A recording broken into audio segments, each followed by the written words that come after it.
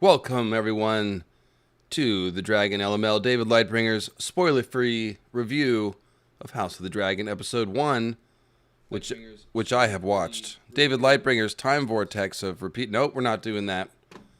Down, time loop, down. So, friends, just let me tell you what we're going to do right here. We're going to do... I was thinking about doing a short, kind of 15-minute spoiler-free review video, produced one, but so many of you guys have been responding to my social media posts about this. It's very clear you guys want to ask me questions, so what we're going to do, I've got notes prepared, and the first 10 or 15 minutes of this is going to be me giving you the most condensed encapsulation of what is going on here, and then I will begin letting you assault me with questions that I may or may not be able to answer. I'll get to play George R. R. Martin and go, well, that's an interesting question. But I've got lots to say.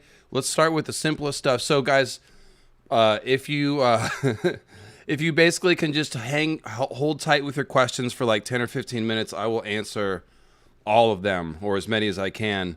So let me just hit you first so the people on the rewatch, if they only have 10 minutes, can get the quick and dirty facts here. So first thing you want to know, the intro music. That's the number one question, the intro music. We didn't hear it yet. I don't know. And probably they didn't want this to get out. I guess they didn't want me... Oh, wait, no, they did... I forgot. I was... They did... I did hear a little bit of it. Let me see if I can hum it to you. It was kind of like... let's see. Bum-ba-da-bum-ba-down. Ba-da-don't. Doon, doon, doon, doon, doon, doon, doon, doon, doon. Oh, no, I'm sorry. That's Let's Dance. That's Let's Dance. Let me see if I can remember. I thought I heard a snippet of it. Let's see. I think it started with the drums. It went da-dup, ba-da-boom, ba-da-da-dun, da-da-da-dun, da-da-da-dun, da-da-da, da-da-da-da-da, da-da. Oh, that's Never Gonna Dance Again by George Michael. Told you I was gonna get straight to the point. No, guys, sorry. We didn't hear the music. Sorry, we didn't hear the intro music. Thanks for permitting me my jokes. No, but let's get serious. It was really good. It was so good that I almost didn't know what to do with myself at the after party because I was still buzzing with like a million ideas about the show and thoughts about the show and thoughts about what I was going to do with the YouTube. And then immediately after seeing this first episode and having my mind just blown, I'm all of a sudden in a crowded atrium party in LA with a lot of wealthy folks and Hollywood folks. And yeah, that was an interesting experience. But I want to tell you, I'll tell you a little bit about the whole experience and stuff, but I want to tell you about the episode first. So rate it. I've got to rate it 10 out of 10. I got to tell you, I thought about it. I thought about this. I was like, am I going to say that it's 10 out of 10 and sound like just somebody who's either carried away with the hype or somebody who took a fat check from HBO or something. And I came back and be like, by the way, Danny, she really actually got the ending she deserved. And I take back everything I said. And who's the real Danny? No, it's not going to be like that. HBO didn't pay me. And I will, but it really is. It was 10 out of 10. I thought about it and I was looking for something to nitpick over it. But I really could not find anything to nitpick.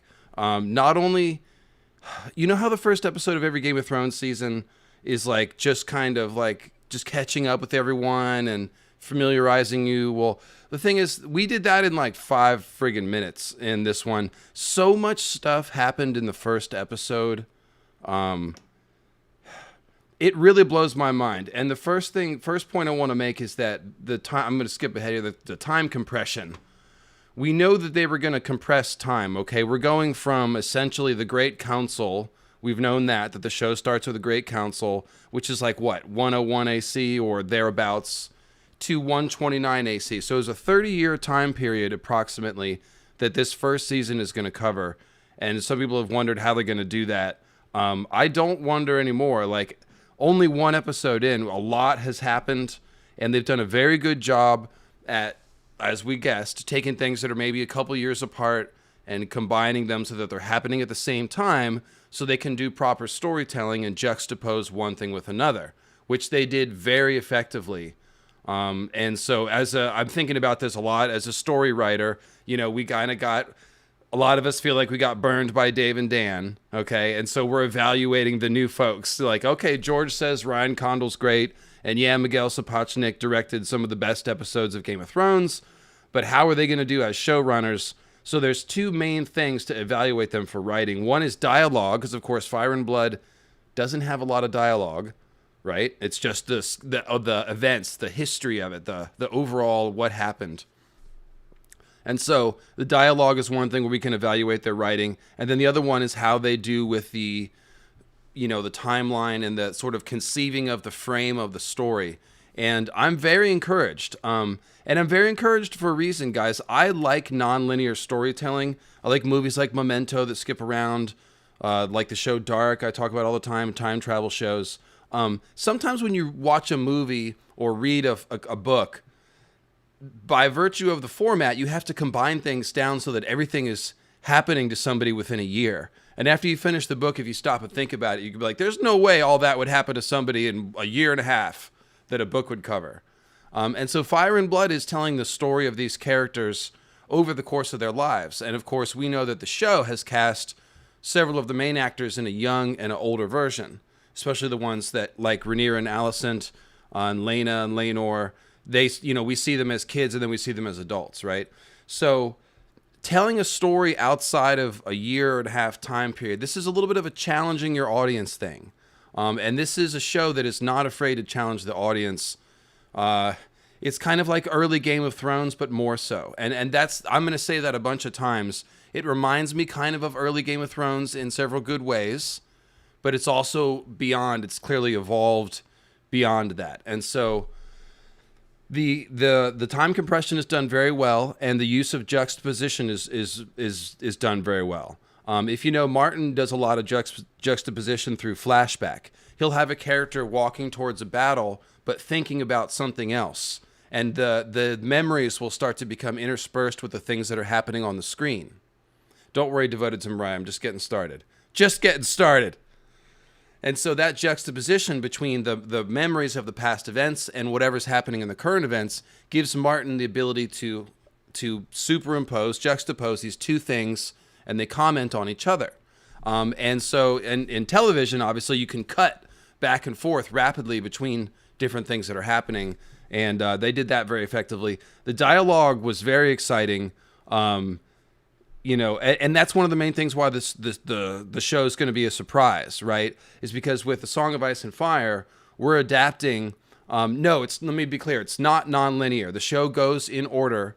It's told in order linearly. But what I'm saying is that it still represents an experiment with the rules of storytelling. It represents getting outside of this little tiny 1.5 year, 2 year window into somebody's life that you usually get in a movie or a book, to now we're learning about these characters over the course of their entire life. And so that is a bold storytelling choice. They're going to get us attached to Millie Alcock's Rhaenyra, and then all of a sudden she's going to be gone. And we're never going to see her again. And all of a sudden Rhaenyra's going to be an adult. And so that is a challenge to the audience. That is something that producers are often afraid of doing in Hollywood. Like when Stranger Things came out, I thought that episode 2 or season 2 of Stranger Things would be a different cast and they would spoof a different 80s, movie tropes. But instead they just all of a sudden took itself seriously and it became a monster fighting show, which is great. But the whole swapping the cast out, moving the time scale along, it allows you to broaden your storytelling, but it's challenging the audience. And we were told that this show was going to challenge the audience, and that is definitely the case. It is very much an adult show. Some very adult things happened. This is back to being a show that you don't want your kids to watch, frankly. And I mean that in a good way. Dave and Dan, I'll try not to focus on them too much, but I think they did what I would call torture porn, especially when it came to like the Ramsay stuff, where they just know that like showing you violent things is going to get a reaction and make it edgy and controversial. Whereas the first season of Game of Thrones was edgy because Ned got executed, right? When you thought maybe all the heroes were going to win and have a happy, some sort of victory. And then all of a sudden Ned is having his head chopped off in front of his children. That was not violence porn that was shocking and brutal, but also like the way the world works sometimes, right? This has got like, there's like a Ned death event. And you know, when I say a Ned death event, I just mean something that is shocking and like, oh my God, I almost can't believe that they are showing me what they're showing me. But it was handled really well. So there is sex and violence and definitely not whitewashing happening. I saw enough in the first episode to know that, for example, Rhaenyra is not going to be whitewashed. We were I think a lot of people were afraid of that because obviously we know there's a lot of feminism, to use a modern term that doesn't really apply to a medieval context. There's a lot of themes about the male primogeniture, who can inherit, Alicent and Rhaenyra and Rhaenys, these female characters that are restricted in their power and stuff. So, you know, some people worried that it was going to be too, you know, it was just, if all the men would just, you know, get out of the way, the women would sort things out. Like, well, no, that's too transparent and that's not a deep story. So no, we're seeing that although they're dealing with these themes, each character is compelling in their own right and has their own mix of things. So I'm going to talk about the individual characters in a minute. I want to give you my general takeaways first. So treating the audience like an adult, both in the content material and in the way they're giving you information. They're not over-explaining. The exposition is well done. And they're doing a really good modernized, is the way thank you. And they're doing a really good job of, you know, instead of there's a little bit of show, not tell, in that instead of somebody showing up and then another character in the room going, this is Sir blah, blah, blah, and he's blah, blah, blah. Like they allow the characters to establish themselves through their actions and their deeds. So you start to feel, like that's what's going on. And let me see here. Oh, hey, what's up, Albert? Yeah, thanks, buddy. Yeah, we'll definitely dance again, my friend. So like you joined in late. We didn't see the first thing I said. We didn't see the new intro yet. It's still under wraps. I made a couple jokes, but no, we don't know what the intro is yet. So we're just gotta wait for that. It kind of went right in. The dragon CGI looked good. Yes, I know you want to know about the dragons. I've got a section on the dragons. Let me finish up these top line things I want to say before I open up to the questions, because I know you guys are going to have a ton of questions. Sapochnik. Okay, so Miguel Sapochnik, he's known for doing a lot of the big battle episodes of Game of Thrones. And I think this created a false impression in my mind. I just thought about him as like, oh, well, he must be really good at big battles. Well, actually, no, what Miguel Sapochnik is good at is apparently a lot of things. But if there's a signature to his style, I think it's the scale. He really can capture an epic scale, and that's why he excelled with a lot of the battle episodes.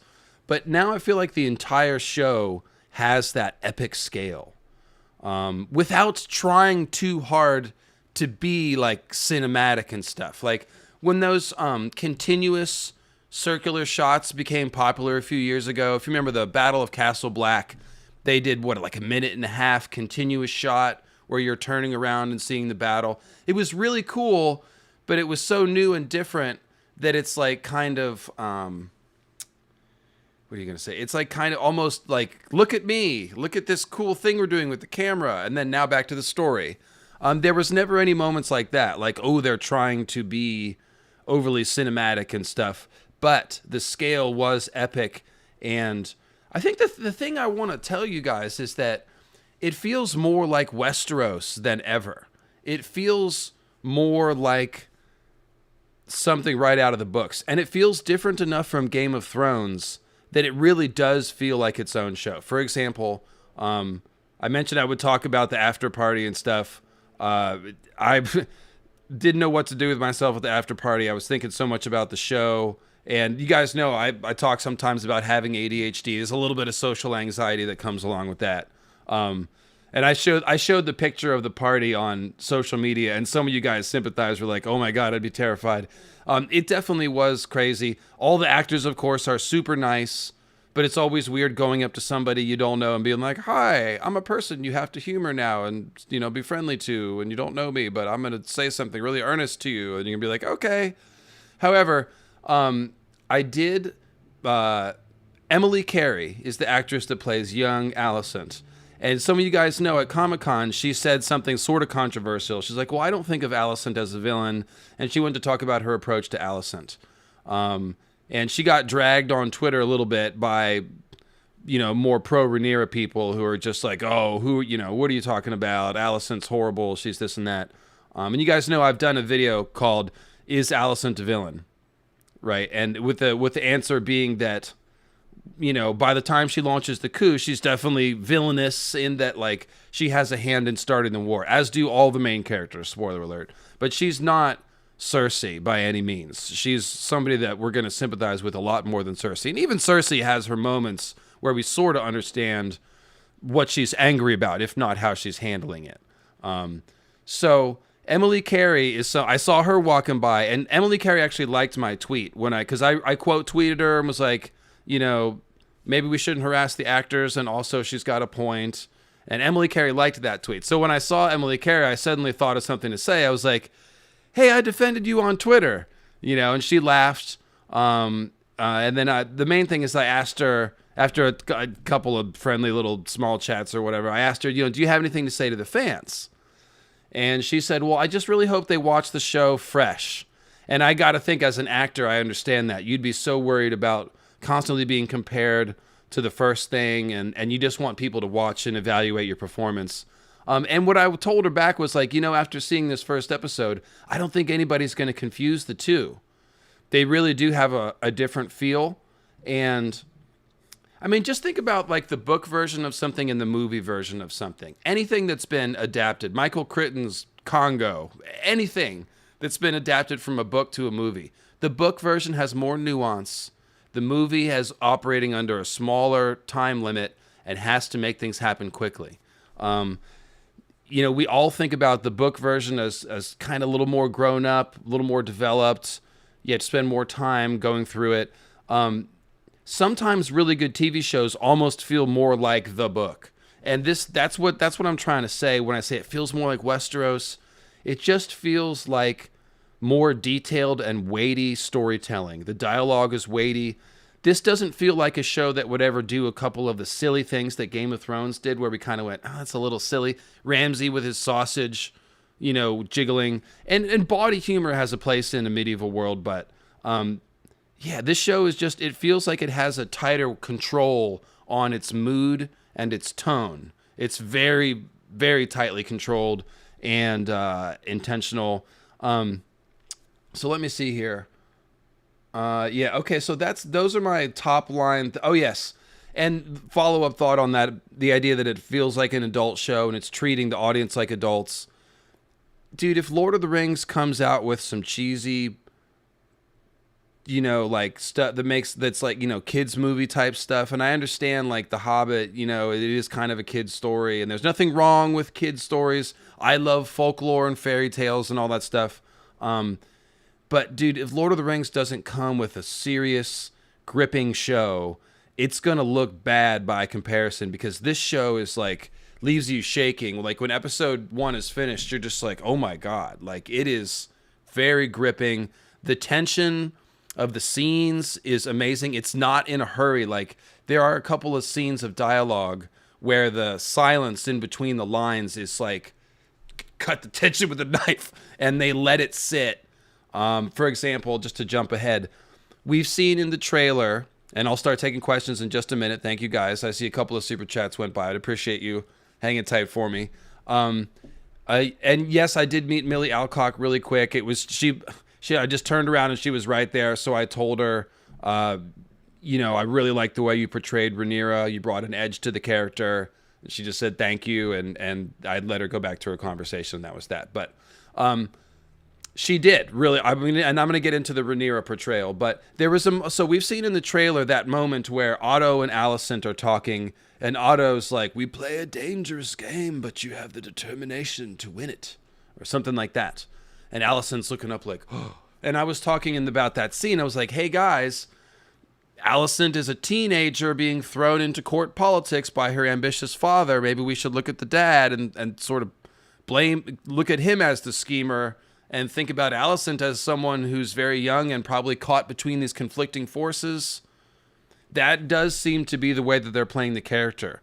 And there's a similar scene with Alicent and Otto, and the creepiness of Otto and what he's sort of suggesting and implying is just wow. He's very let me go to Otto real quick, because he's like, I called him low energy Tywin. He's kind of like Tywin, but he doesn't have that crack to his voice. He's kind of he's like got a drop of Pycelle. He's like, "Oh, I don't know about that. That might be dangerous," kind of a thing. And like, yeah, the Alicent Otto interplay is very interesting. Like, you could tell Otto code switching in the way that he talks to different people. And wow, so that's gonna be something else. Otto is very Otto. Like, he feels perfectly cast. He feels exactly like the character in the book, just right there on the screen. So, and the small council dynamic is really, really good. They go back to the small council a bunch of times. So I'm about ready to go through the characters now. Daemon is gonna need to be talked about for a minute. So let me go ahead and take some questions before I go into the rest of these notes. I just know you guys have some broad stuff here. Let me go back to a couple of super chats that came in. Right, these two. Okay, so Gunnar Dan, who was your standout character in the first episode that you didn't expect? Great question. I had an answer ready for this. Also, do you see young Syrax, who's apparently Syrax? So those of you who've played Mortal Kombat, this is going to be hard for you. They're calling the dragons Syrax. Syrax wins. He does not have any homing missiles or other Mortal Kombat paraphernalia. However, Syrax. So I don't want to say specific things, okay? I will say that we've seen Caraxes and Syrax in the trailer a bunch of times, and we did see both of those dragons in the first episode. That's kind of a no-brainer, I guess. And what I want to say is that somebody noticed on Twitter, and I'll shout you out on a different day when we develop this discussion more. I didn't have your name ready. Notice that there's different bodies to the two dragons. Syrax's wings attach basically just to the back of its body, and its legs sort of dangle freely underneath. The wings attach to the tail. That's what it is. With Caraxes, I talked about those little wing horns, those little protrusions on his back legs. Those are little small wings almost. So Caraxes, who is very worm-like, when he spreads out, and you can see this a little bit in a couple of the trailer shots, but you can just see it better in the episode. His rear legs have little sails, little triangular mini wings. So he looks like a little X-wing thing, like a glider. It's really interesting. So they really have developed the idea, like, the dragons might have little different subcategories, phylum, species, genus. I don't know which one it is, but you can see they're not all the exact same family of dragon. Like, there's some different types, and just like there's different wyverns, that we've read about all the different kinds of wyverns. So it makes sense to see that. So that was cool. Michael Doyle, how much Valyrian was spoken in dialogue? Well, Millie Alcock said that her and Matt Smith have a bunch of scenes in High Valyrian, and that is the case. Basically, whenever the Targaryens can talk to each other, they may use High Valyrian. And Matt Smith and young Rhaenyra definitely speak Valyrian to each other. It sounds awesome. It always did when Dany spoke Valyrian. And the dragons understand High Valyrian, which we kind of knew from a couple of the clips, especially with young Aemond. He's saying like Lakiri or Lahiri or something like that when he's trying to calm Vhagar in the trailer shot. So and then also we saw that scene with the well, I guess I don't want to talk too much about which scenes are in episode 1 because that's a little bit specific. But I will answer the funeral scene. there was so much debate about that dragon. We couldn't see clearly. Which dragon was it? Was there somebody on the back of the dragon? You guys were right, and I kind of got ornery in the chat. That is definitely Cyrax, as everybody was saying, and I was like, well, maybe it's not. It is definitely Cyrax, and Rhaenyra is definitely able to get the dragon to Jacaerys on command. She doesn't need to be on the dragon. And Dany too also could do that with Drogon. So yeah, it's the dragons respond to commands, which we kind of saw that was going to be the case. It is the case, and the Dragon Keepers are very cool. The Dragon Keepers, I was thinking maybe they'd have like cool armor and stuff, but they don't. They look like warrior monks. They're all like, they've got dirty robes on and stuff and like big staffs, and it's pretty cool. Let's see here. Shauna, do you feel the writing will portray the nuance in the characters properly? I feel Game of Thrones lost that, especially in the end. Certain characters were whitewashed, blackwashed so heavily that all nuance was lost. And she's saying whitewashed and blackwashed as in like the morality of the character. Some people were turned into cartoonish villains or, you know, redeemed too much. Like Tyrion lost all of his nuance, as Alt Shift X famously documented. And then Dany got turned into a cartoonish villain at the end when that didn't really make any sense, etc., etc. Yes, so the nuance is... Oh, I didn't answer one of the other questions. The surprise, who was the surprise? Okay, I'll come back to that in a second. The nuance is very good. And like I already mentioned, the dialogue was very impressive. The acting is really... So the acting was one of the strong points of Game of Thrones. So I don't want to say, oh, it's better. But it's at least on par. And there are some moments where I was like, oh, man. I'm not sure if I was ever this, like, riveted. I probably was, though. Like, the first watch through with Game of Thrones, it definitely had many moments that were riveting and stuff. But this is very riveting. The nuance, I want to talk about Rhaenyra. When I get to Rhaenyra is when I'm going to hit you with some of that nuance. And Viserys, we've been hearing Paddy Considine say what he's, you know, how he's going to make Viserys more nuanced. And George even said, oh, there's more here than what I had with my character. That is true. Paddy Considine was right about that. There is a really interesting nuance to his character. Millie Alcock, really, young Rhaenyra is fascinating. I'll get to that in a second. But I'll come back to this question, Shauna, when I talk about Rhaenyra. So yes is the short answer, but I'll expand on it. And then as far as the surprise character, it's Aemma Arryn. Aemma Arryn, of course, is the wife of Viserys, the first wife of Viserys. In Fire and Blood, Aemma Arryn is married to Viserys already in 101 when Viserys is named the heir. Viserys takes the throne in 103, and in 105 is when Aemma Arryn dies trying to give birth to the son that Viserys has always wanted. This is a really good example of, and I've said this a couple times about Fire and Blood, when you read through Fire and Blood really quick, so much stuff is happening, and there's so little detail that you don't absorb the emotional impact of it. And in order to really see what a good story was there in Fire and Blood, specifically with the Dance of the Dragons, it was necessary to slow down and chew on the events one at a time and try to imagine what some of the interpersonal stuff going on would have been like, how all the characters involved would have felt and reacted. And these are the questions the showrunners have to ask themselves as they're fleshing out this story. So, for example, Aemma Arryn, you know, we don't hear much. Oh, Viserys wanted a son, and she died giving birth, and Viserys was very sad, and Daemon said heir for a day in a brothel, and Viserys was very mad about that, and exiled Daemon from the city. There's a lot there emotionally that you could get into, and they do.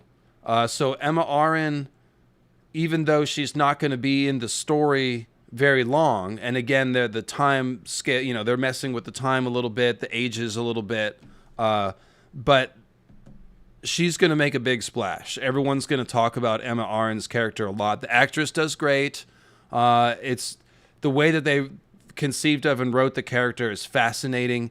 They developed Rhaenyra and Aemma Arryn's connection very well, because Aemma Arryn is Rhaenyra's mom, but there's nothing said in Fire and Blood about their relationship. So you have to sit there and wonder, well, how close was Rhaenyra to her mom? And what was that like for Rhaenyra when her mom died trying to give birth to her brother?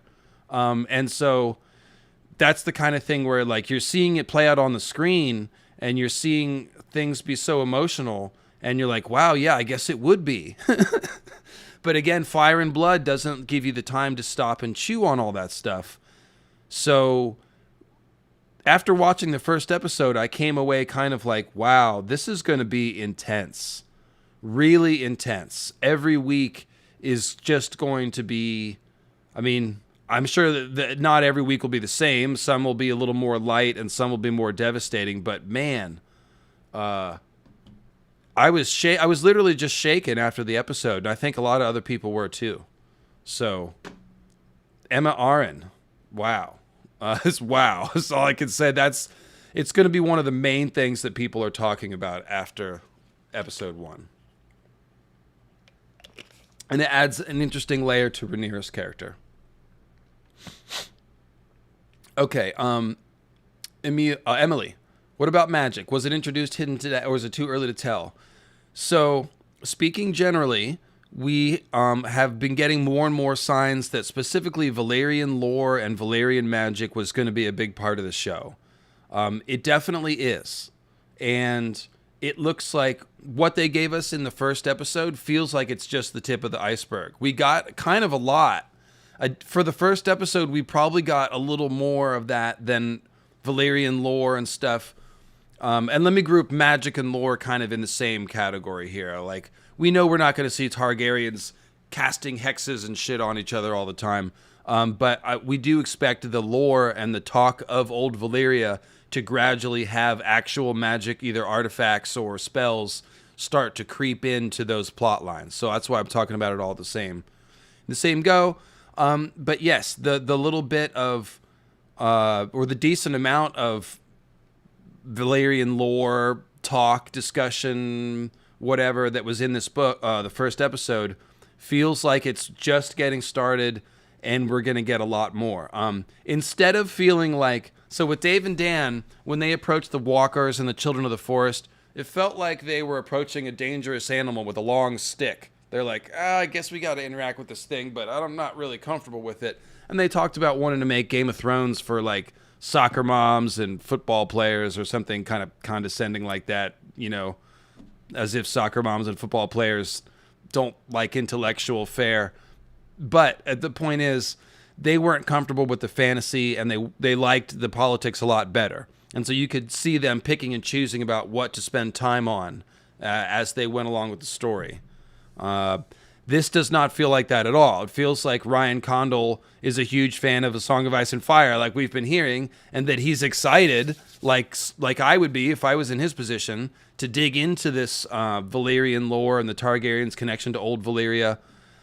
So it's promising, very promising. And of course, I just made a video about the idea of Viserys and there being some sort of Targaryen secret or Targaryen prophecy that he might be handed down, I might be in possession of. Paddy Considine basically said as much during the Comic-Con panel, that Viserys has a secret that has to do with the fall of man.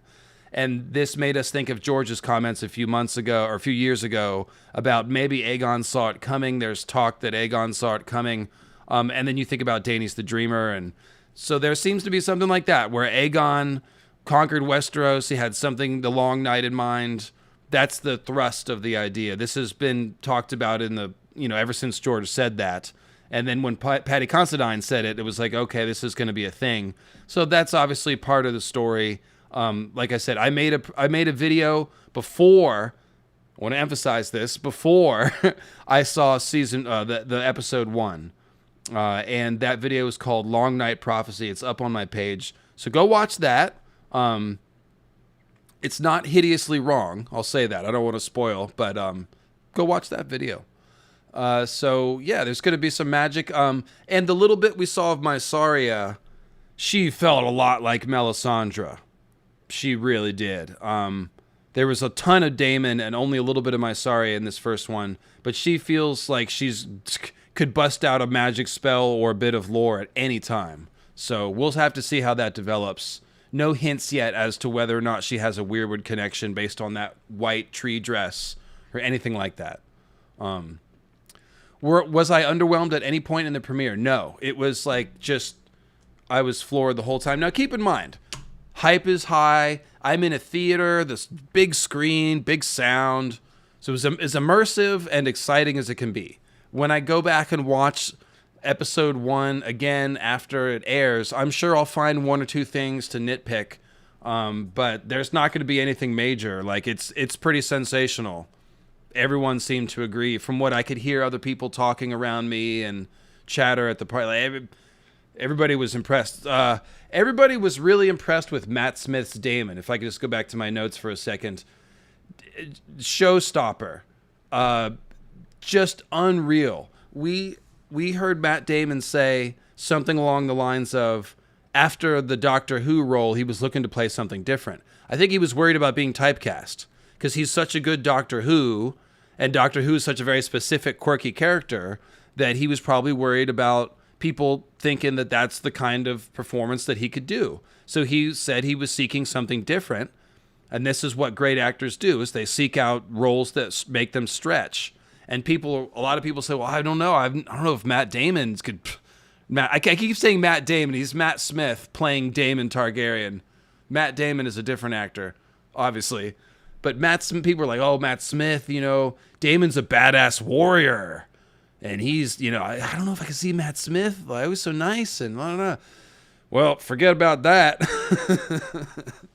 Just hand Matt Damon all the awards. Start Matt Smith. God, I did it. I'm going to keep doing it now. Matt Smith, who plays Daemon Targaryen. Hand him all the trophies, all the awards. The Daemon Targaryen fan club, get it started. Start the hype train. Hop on board. This is amazing. In the Rogue Prince and in Fire and Blood, it says some stuff about Daemon, like, oh, he was the wonder and terror of our age, and no man more loved and reviled at the same time. And it's almost like the statements that George made about Daemon didn't live up to what was in the story. Like, you read about Daemon and you're like, okay, he's kind of an asshole. He's kind of a badass. He's very much an edgelord, and okay, why does George say he's his favorite Targaryen? I didn't quite get that. After seeing episode 1, like, I like Daemon Targaryen way more as a character now than I did. And I was using his picture on the front of my little House of Flying D's logo. So obviously I think Daemon's cool and entertaining. And he is. But Matt Smith's Matt Smith is going to be talked about in a different class of actor now because of this performance. I guess that's maybe how I could express it. Like, it's just ridiculous. No one's gonna have a problem buying him as Daemon.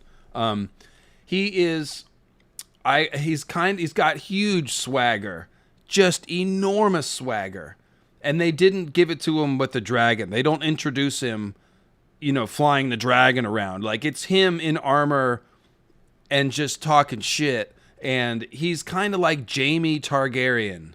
He's got a lot of Jaime energy, but he's older and more actualized, and he's a Targaryen. And just wow. The guy needs a wheelbarrow to wheel him around, if you know what I'm saying. They do a good job of establishing his prowess in battle, because of course Daemon is supposed to be an expert warrior, legendary warrior. We get that feel. The gold cloak, Prince of the City stuff was brutal as hell. It really was. They give you the good 1-2 punch with it. Like, in the books, they talk about it like, well, it's kind of effective, but kind of brutal. And they did a really good job of playing both sides of that in the story. So it'll be the kind of thing where you can debate about whether or not it was a good strategy or not. The Daemon Otto rivalry is not only palpable, it's rich. It is rich. Like, Daemon is, kind of trying to humiliate Otto and tweak Sir Otto. And Otto is very worried about Daemon and very mistrustful of Daemon. And you could tell he's completely fixated on making sure Daemon doesn't have power. It's very palpable. They feel like, like if you watch like a Mean Girls movie and like, oh, there's the rival, there's the mean girl. It's like, yeah, Otto and Daemon. I'm not sure who's the mean girl. Probably Daemon, but some really funny. So you know how Jamie makes you laugh without telling jokes? That's kind of like Daemon. Like, he does stuff that will make you audibly laugh out loud in the theater, like most of us did a couple of times. Just like the little quips or the things that he does sometimes when his temper gets him. So it just, wow. He can carry the show if he wanted to. If the other performances weren't as good and he needed to carry the show, he could.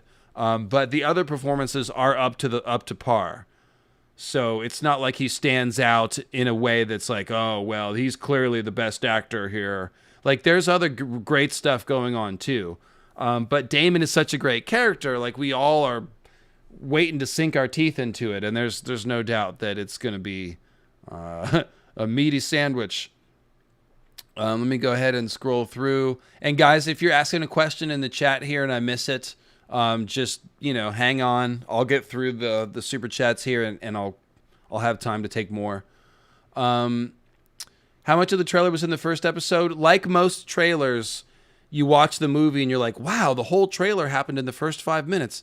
Like most of the stuff we've seen, yeah, like a lot of it comes in episode 1.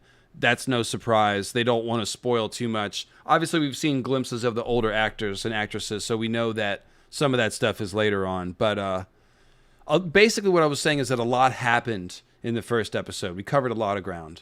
Lord Luke Lightbringer, did the queen take off her sandals and the king take off his crown? I'm not sure what you mean by that exactly. There were sex scenes. I'm not sure why they said, oh, it's not going to have as much sex. And there were brothel scenes. I mean, Daemon hangs out in the brothels, so we knew they were going to be brothels, but there's definitely sex and violence, so I'm not sure. I think that quote came out poorly. I think it was Ryan Condal's quote. I don't know that he said what he meant to say, and then it got taken out of perspective. But like I said, it feels not gratuitous, but definitely adult. Did it end in a WTF moment? Well, that would be too specific of a spoiler. There were definitely some WTF moments, as I've kind of already said. Okay, Connor, was there an episode title? Not that I remember. It might have slipped by, but I don't think so. Wancho, thank you. Is Daemon a Sigma male? I don't know what that means. Is that like alpha and beta? Is that a different... I don't know. He's very alpha, is what I would say. He's alpha as alpha can be. I really hope we get the scene where Daemon mocks the guy so savagely he's forced to defend his honor. That would be Elena's first, her betrothed. And then Daemon just kills him anyway. They definitely will do that scene. See, after watching this first episode, I could tell you, like, they're going to take all the best parts of Fire and Blood and they're going to expand on them. It's not like we're going to be sitting here and be like, oh, are they going to do that thing? And then they're going to do it really quick. And you're going to be like, oh, I guess that was Dawn. We saw the sword had a little sun on the pommel, so I guess that was Dawn. Oh, okay, cool. Why didn't they talk about it? Make a big deal out of it. Isn't that Lightbringer or something? It's not going to be like that. All the most exciting parts of Fire and Blood that we love are going to be the parts that Ryan Condal's over there going, I can't wait to do this. So yeah, Blood and Cheese, it'll be in there. The coolest moments of the various dragon fights, they'll definitely do it. Daemon mocking Laena's betrothed, yes, that will absolutely be there, and it will be amazing. Matt Smith's Daemon is his mock skills are at 100. It's on 10 out of 10. Was there a Sapochnik style one-shot camera scene? If there was, it was sneaky. I might not have noticed it. I did talk about Sapochnik earlier, and I said that the cinematography was excellent. I think the cinematography is better than Game of Thrones. Game of Thrones got way too into those short close-ups where you just see a character staring and not talking. And that was like their idea of an intimate moment. The shots are framed differently. And if I wish I could have watched it back for things like the music and the cinematography. I was very much caught up in the action of what was going on and the acting, and I didn't notice so much of the other stuff. But I do think that the cinematography is better and stronger, and I'm looking forward to seeing what people more experienced with cinematography will have to say about it. But I really liked the way it looked, the way it was framed, and the way it moved from close-ups to wider shots. It was definitely less close-ups than on Game of Thrones, which I feel like they really overdid, so that was cool. Welcome to Squisher Topic Podcast Network. Yes, indeed. The color grading was good. It was not all dim and drab. I think everybody complained about that enough to where they must have heard it. The characters were vivid. The court clothes in particular, very sumptuous. The fabrics, the colors, the textures, like you really felt like you could touch it. So yeah, very, very rich. You know, we've seen the shots of Daemon's armor looking amazing. So yeah, Daemon fucking Targaryen, dude.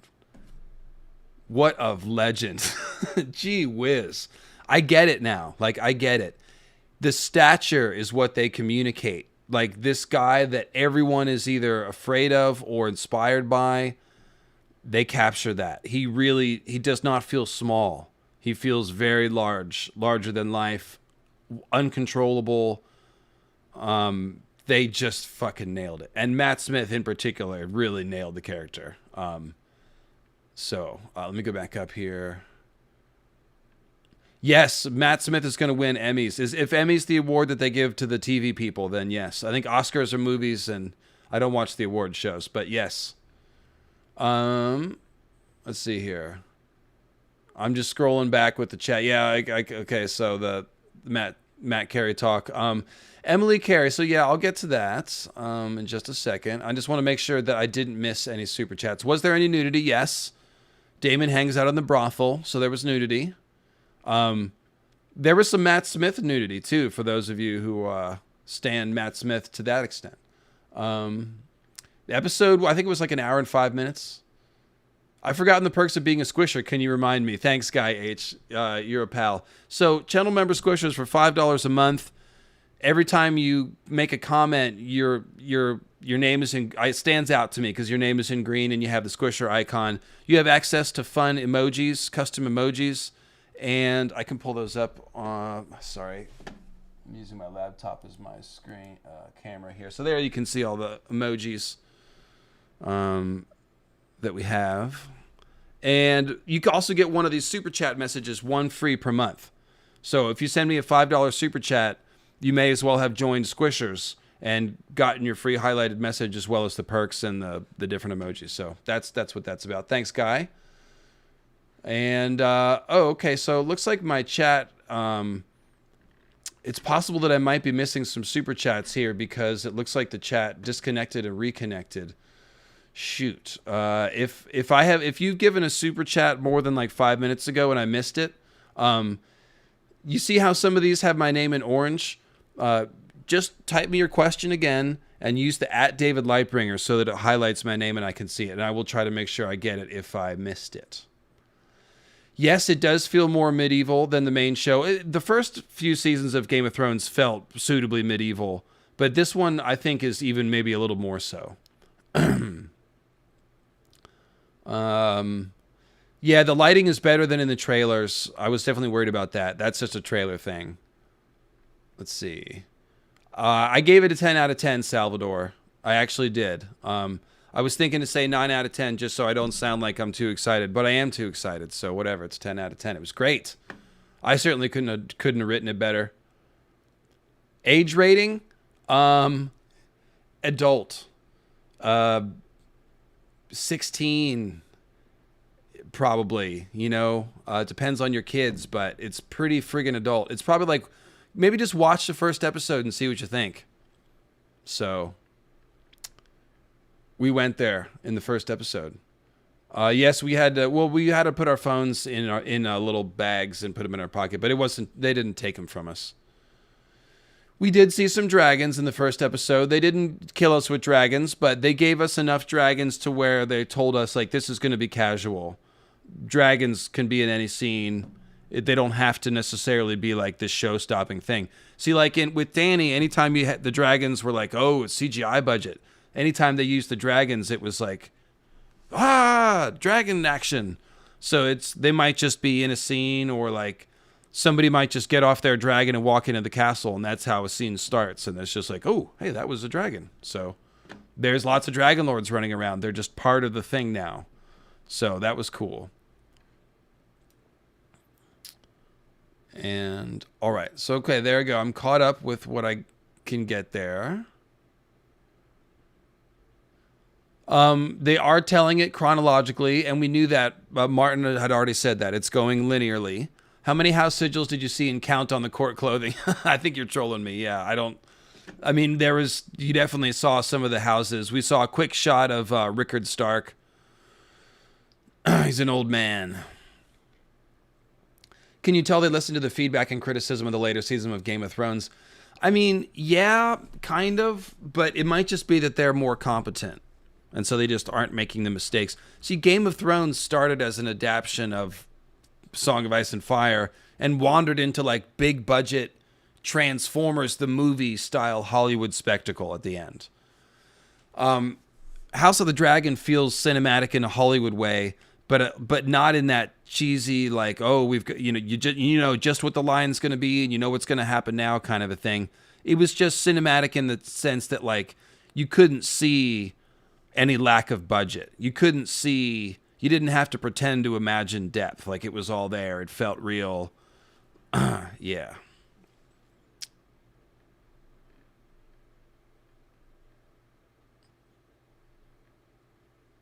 Yes, could this show be a good starting point for newcomers who never saw the main show? Yes, you can definitely dive right in if you didn't even watch Game of Thrones. It'll explain itself, yeah. Greetings from Peru, big fan. What is something that you changed your mind about after watching the episode? I mean, it's maybe Daemon, like I said, because I used to think that like he was really overrated and not as interesting of a character as people act like. And now I'm like totally fascinated with the character. So that kind of changed for me. That was probably the main thing. Everything else was like, I was hoping and expecting for good things and got good things. Pleasantly surprised by Rhaenyra's character. I should get on to and talk about Rhaenyra.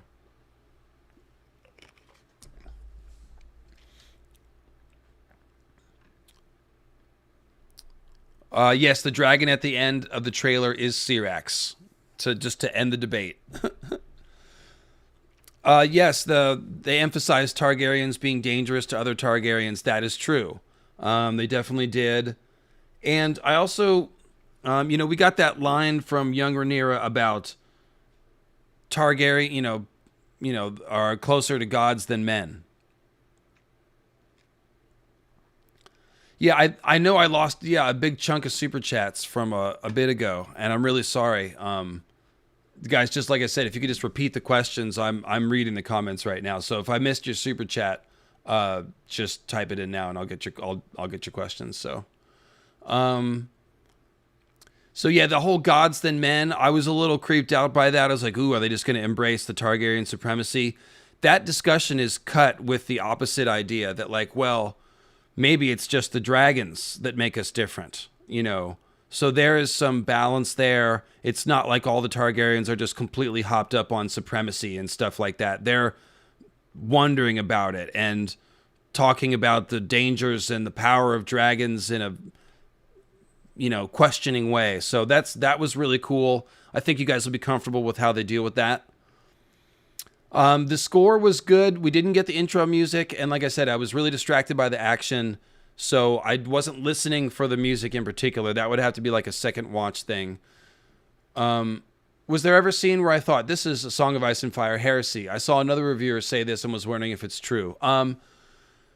I didn't think so. I probably know what they're talking about, but I was like, I thought, just like I said in the Long Night Prophecy video, George being involved so closely means that they will be explaining parts of lore that we don't have answers to in the books with the show. And I would like a clarification on if this canon is supposed to be the same, in general.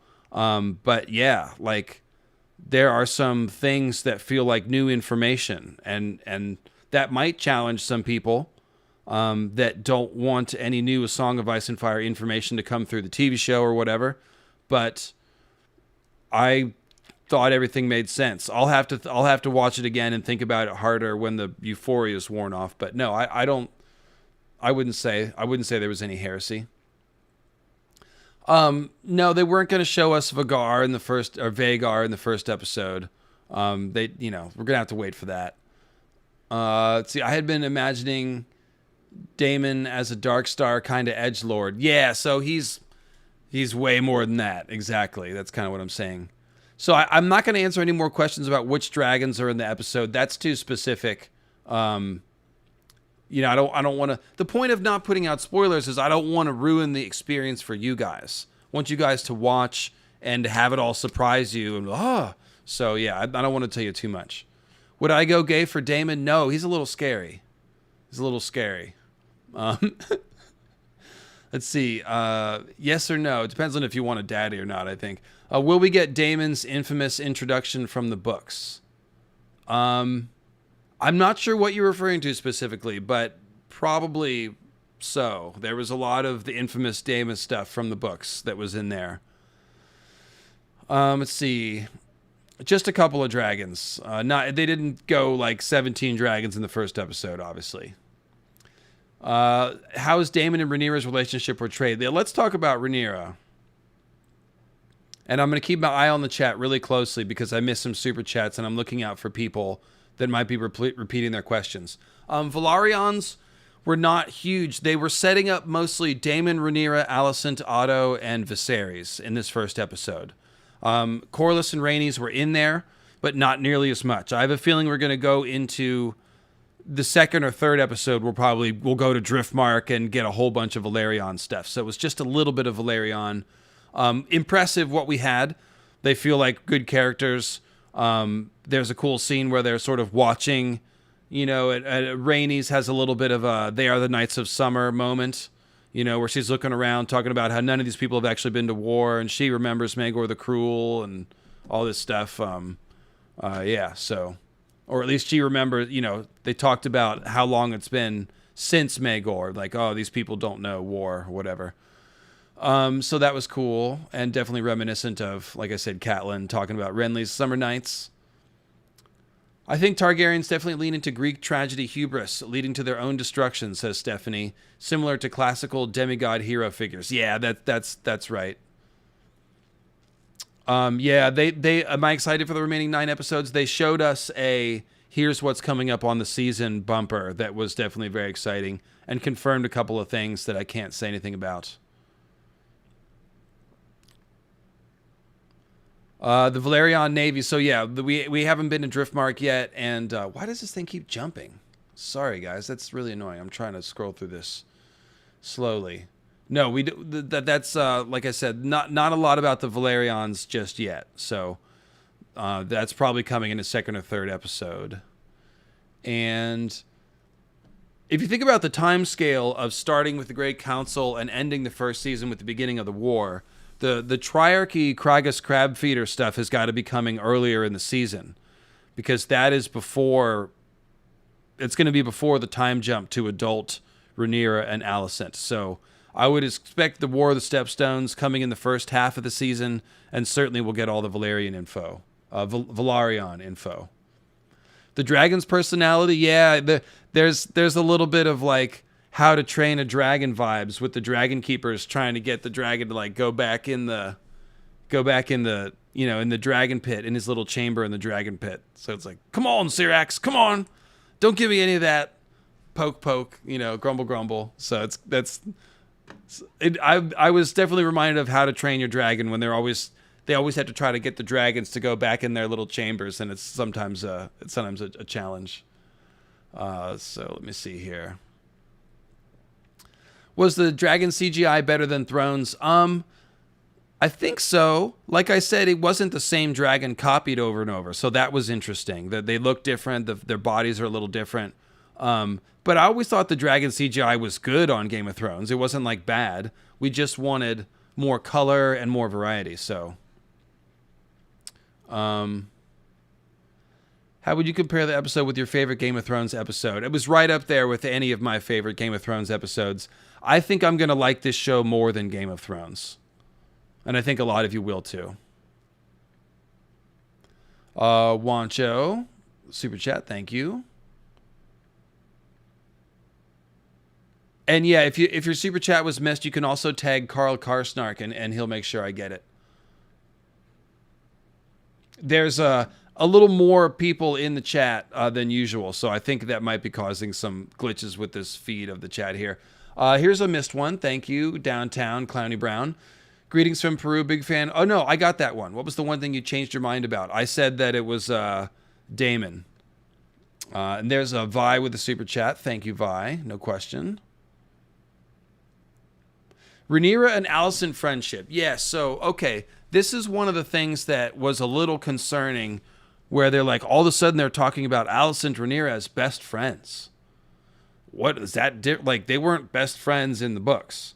So it's like, oh, that's a big change. Are they going to give us all this BFFs forever and the whole war is just about these two friends who can't get along anymore? No.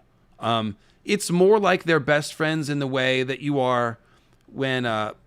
I mean, we're mostly adults here, but you know how it is when you look back at your best friends in like grade school, or maybe like sixth grade or something. By the time you're an adult, you may not have anything in common with that person. And in fact, you may look back and say, we were really just in the same place at the same time enjoying similar jokes, but we really neither. I mean, people don't know themselves enough in high school really to like have real intimacy that real friendships come from a lot of times. So it's that kind of thing where like, they're best friends, yeah. You know, they're in the same place and they hang out and stuff, but like, they're clearly very different people. Emily Carey called Alicent a rule follower. That's correct. She's the rule follower, and Rhaenyra is the rebel. So it feels a little bit like Sansa and Arya, if Sansa and Arya were older and didn't quarrel so much. You know, but there's the kind of thing where it's like, Alicent is like, Rhaenyra, you need to study for your SEPTA exam. It's important.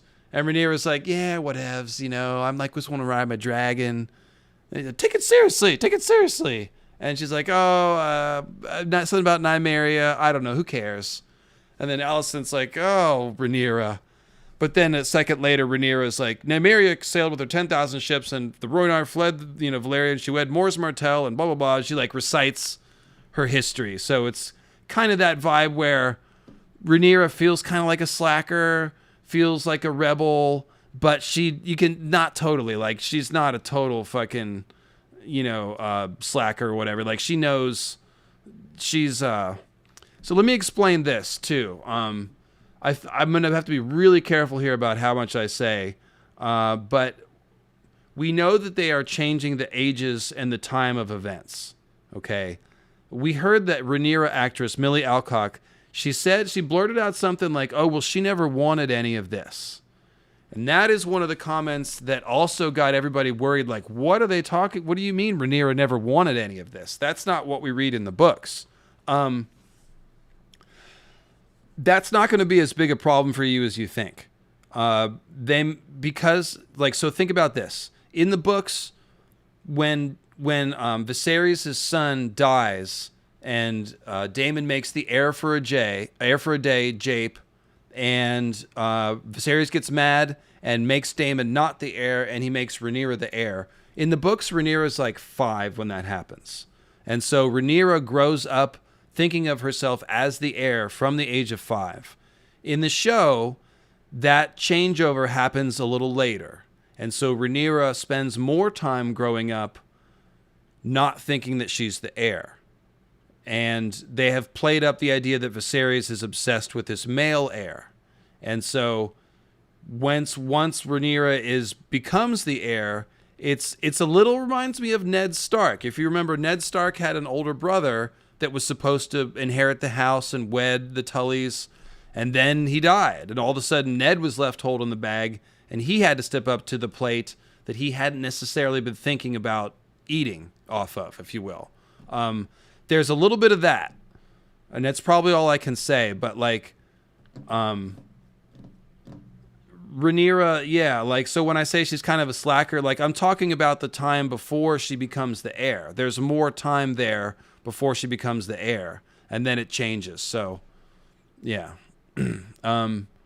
hopefully that's not too spoilery. That was like right on the border of what I was thinking about saying, but I know that comment irked people. Like, oh, she never wanted any of this. Well, it's more complex than that. There's a little bit of that energy, like, oh, I just want to fly my dragon and stuff. But she was also kind of being overlooked already, with her father being obsessed with a son. So maybe that's kind of like when you say, oh, I don't really care about that, because you do care about that. So we'll have to see. I don't know how that's going to go. What I'm saying here is I'm inferring things from the acting performance. So it's a little bit of speculation, but it's going to be an interesting thing to see. Rhaenyra here's the number one thing I want to say about Alicent and Rhaenyra. They got the level of naivety just right. Meaning, like, Sansa is overly naive because she's coming from the north. When she gets to King's Landing, she's not prepared. Marjorie is very court savvy. I would say that Alicent and Rhaenyra are closer to Marjorie's level of expertise than Sansa, without being quite so far along. Like, Alicent might be very comparable to Marjorie. It seems like Alicent is a little older than Rhaenyra. They haven't said the ages. In the books, it's like a 9-year age gap. So Alicent is 18 and Rhaenyra is 9 when Alicent marries Viserys. They're closer, definitely, but it seems like Alicent is a little older. So it works really well as a dynamic, and the main thing is Rhaenyra. Like, I think we were all worried that Rhaenyra was going to seem sweet and innocent, and like, ooh, the thing with Daemon's going to be really creepy because he's older. Rhaenyra is no shrinking violet. She is not naive. She's not powerless. She's very empowered. She's very confident. She's not naive about her uncle. She has fondness for her uncle in the way that, like, think about, you go to the family picnic or something, and you have that one uncle that's a little, he might show the kids movies that the other parents don't want him to see. He might bring his new girlfriend to the family reunion, and maybe she's got tattoos and makes everyone go, oh, or something. I'm that's not quite saying what I want to say, but like, you're fond of that uncle, even though you know that your parents don't want you hanging out with him too much, or like, that he's the black sheep of the family. That's what I'm trying to say. Black sheep. Rhaenyra knows he's the black sheep, but she's fond of him because he's Daemon. He riles things up. He's interesting. And I think that Rhaenyra admires his independence. And I suspected that was going to be the case from reading the books. One second. I was looking for the cough button. So the Rhaenyra Daemon stuff, it's definitely tense, but it's not going to feel quite as creepy, I don't think. I shouldn't say that before I see where it's going to go. But Rhaenyra is capable. She has a lot of agency. She's not going to feel like this little helpless, manipulated thing. It's not going to be like that at all. She's a pretty empowered character. She has a dragon, all that stuff. So let me grab... Sorry, hang on.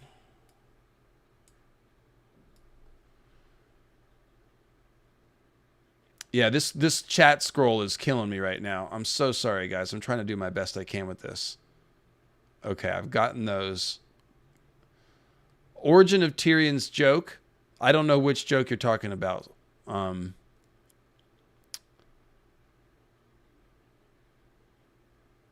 Okay, got that one. Any references of clashes in the Dornish marches? No, I don't think so. Let's see. Do you think the show portrayed the sea snake as imposing as the books? Yes, kind of. We're just getting started, but he's got a lot of gravitas and presence, yes. And there was a dynamic with the sea snake where he's always a little discontent. Like, he has high expectations, and he's always a little discontent over things. That you got that vibe. Like, you better not mess with him, and you better take his concerns seriously, kind of a thing. No mushroom yet. No mushroom. Nothing like that. How many locations did I see? Yeah, please don't spam questions. That's awful. It's mostly in King's Landing. We mostly stayed in King's Landing. How do you feel the dragon lore and dragon rider bond was portrayed compared to Game of Thrones? I would say that we haven't gotten there yet. We're just starting to. You can see that they're setting up. They've set up very effectively that the dragons understand High Valyrian and obey commands. So when Dany learned how to say Dracarys and command the dragons, that was the tip of an iceberg. So we're going back now to the time when the dragon lore was much more developed and established. So the dragons speak High Valyrian, or at least they understand it, if you will. I've been following you since you posted the original theory on Westeros.org. Hey there, Valerie Robinson. That was March of 2015. I've never caught a live stream before. Oh, wow. Well, small world. Here we are. Finally, together. Does it feel like the show is a springboard for other spin-offs like Young Corlys? I think it will, but mostly that's based on the previews, not so much on what I saw in this first episode. Okay, I've got to, I'm sorry, but I can't do this. I can't do this with you. You should know better than to spam messages. Let's see here. So when George sounded really confident saying, "Oh, I'm in good hands with Ryan," now I understand his tone of voice. Like, he's kind of like, you guys are going to like this a lot. I think I'm in pretty good hands. Yeah, definitely. I would feel that way too if I was George. Did it have a favorite setting or a setting that you thought looked great? Well, okay, so we know that we're going to see the Great Council of 101 in the first episode. That's been said. We did. Harrenhal was sick. I can't wait to come back to Harrenhal now, having seen it just for a little bit there. Like, we saw the shot from one angle, but when they turn the camera around, you can see the giant gap in the wall. And so there's this, you're in this giant great hall of Harrenhal, but on one side, like, you can see the night sky, and then the other twisted towers outside of that room. It's unbelievable the way that Harrenhal looks. Those graphics artists need a raise. And yeah, so I can't wait to come. We are going to have several scenes in Harrenhal. It's going to be a regular location, so I can't wait to get back there. Red Keep was awesome, of course. We spent most of our time there, but Harrenhal was unbelievable. Will it wash the taste of Game of Thrones out of our mouths, so to speak? Yes. I can already feel it receding, and I can feel a nice new taste. I don't want to take this metaphor too far, but yes, I would say yes. It feels different. That's the thing, is it just feels different. It doesn't feel like we're going back to fix Game of Thrones. It just feels like a better adaptation of George's world that we can enjoy. So that's how I'd put it. Do you believe the strength of early Game of Thrones, i.e. the political intrigue, will be the big driver of keeping the show popular and arguably superior? Yes, like only more so, like even more than you're thinking, essentially. The tension is so real. Like, it is tense. Tense.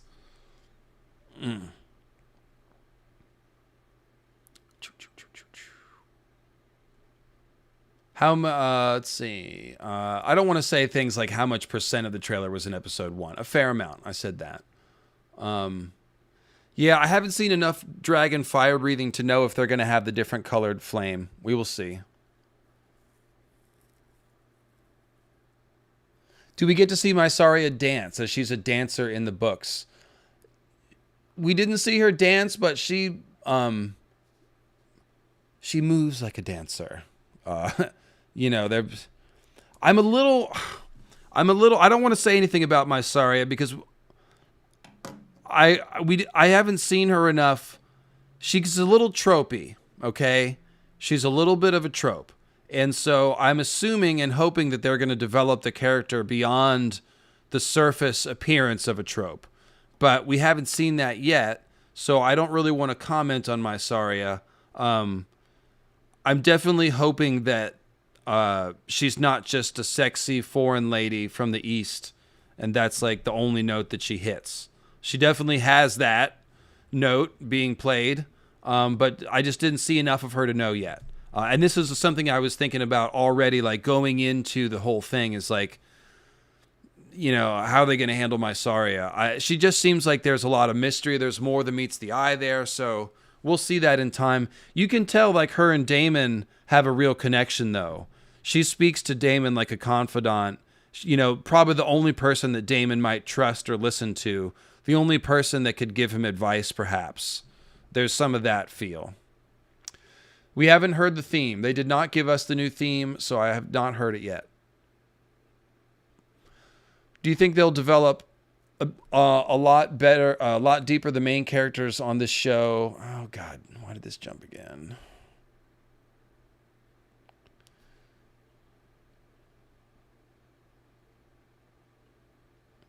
Let's see. Yeah, it is. There's fewer. So there are fewer characters than Game of Thrones, and the characters get separated less. So there will be less burden on the showrunners to jump around and update everybody. More of the plots interlock with each other, so the storytelling can be done more efficiently. And that does allow for more depth in a sense. I feel that coming. And already, like I said, the characters are a little deeper than I thought, and it feels like you're getting to know the characters. Like they feel like the real characters that you've heard about from a distance, but you didn't know what they were like. And now we're actually finding out what they're like. So that's how it feels. Is the Red Keep under construction? I think it was. That scaffolding that we saw in the trailer, I mean, it wasn't gone. It was still there. They didn't like make a big thing of talking about it, but let's see here. Yeah, Carsnart, get off your ass and mod. Was that part about Viserys' dream from the trailer any important in the show? I said earlier in the stream, without wanting to be too specific, that you can tell that that whole Dragon Dreams, Targaryen prophecy, Targaryen lore is going to be a big part of the show. And they gave you a fair amount in episode 1, but it feels like the tip of the iceberg. We're going to get a lot more, so. And I know I'm behind on the chat. I'm just trying to catch up here. Do you think they will develop a lot deeper? I just read that one. Sorry. Is there any reference to the Children of the Forest White Walkers? Well, no, not yet. And the prophet, obviously we're talking about a prophecy, and so we're just getting started with that plot line. So I probably don't want to. The answer I'm giving you doesn't mean anything yet. We might, but they're not going to give you too much in the first episode. Like they're introducing the characters. It's mostly about the drama between them. The lore will come into it. Let's see.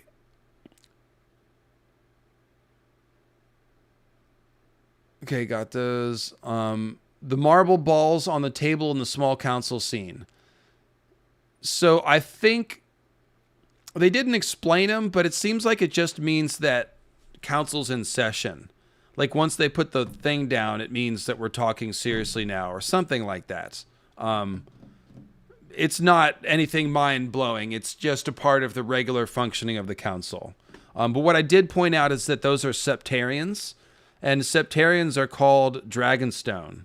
So they are using a stone named Septarian, which reminds you of the sept of the Faith of the Seven, but that's called a Dragonstone. So I'm not sure if they're just being cheeky there, but they picked a stone that has a name that refers both to the dragon side of things and the Faith of the Seven. So that's kind of interesting. Yeah, we didn't get to like I said, Laenor and Laena Velaryon. We saw they're only going to see the younger versions of them at this point in the season. So it's not their moment yet. Was there a honeycomb or a jackass? Oh, in the broth. Oh, a Tyrion's joke. No, we're not going to be retconning Tyrion's jokes in House of the Dragon for sure. Do we get anything on Kristen? Yes. We got Kristen showing up.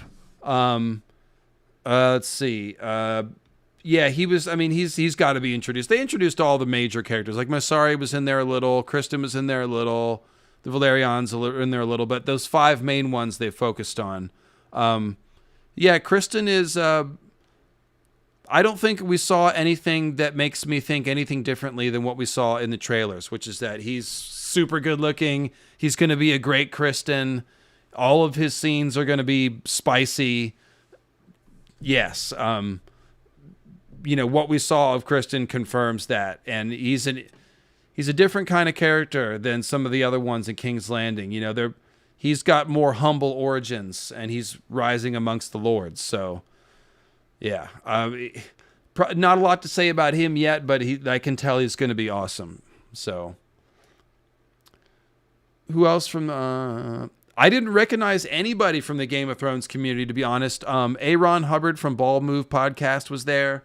And I obviously saw Jason Concepcion. But other than that, I did not recognize anybody. None of my enemies, none of my friends, none of them. I didn't recognize anybody. So I'm not sure how many content creators were really invited to come watch this, or if I just don't know what... I mean, I see Emergency Awesome must have been there. I love his channel, but I don't know what he looks like, so I didn't, I don't know what everyone looks like, I guess. Not everybody's on camera. Thank you for your hard work. Well, you're quite welcome. Did they do a good job establishing House Strong and their prominence during that time period? So everything outside of those original 5 characters that I'm talking about they're not going to develop yet. We're just going to be introduced. So we met Larry Strong, but we haven't, developed that yet. That'll come, I'm sure. We just saw Balerian's skull.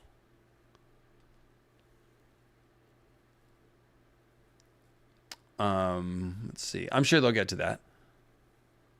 Yeah, Tyrion's brothel joke. Yeah, I think I block out that kind of stuff, but that's exactly the kind of thing that we won't get in House of the Dragon. Like, it's not going to do anything that breaks the mood like that. It'll be more consistent and specific with its mood and tone, which I really appreciate.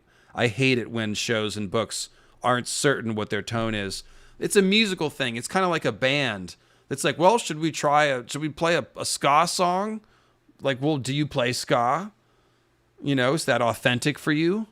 If so, then great. Branch out, be weird, but don't understand what your vibe is. Like, Tool, for example. Tool is a very specific aesthetic.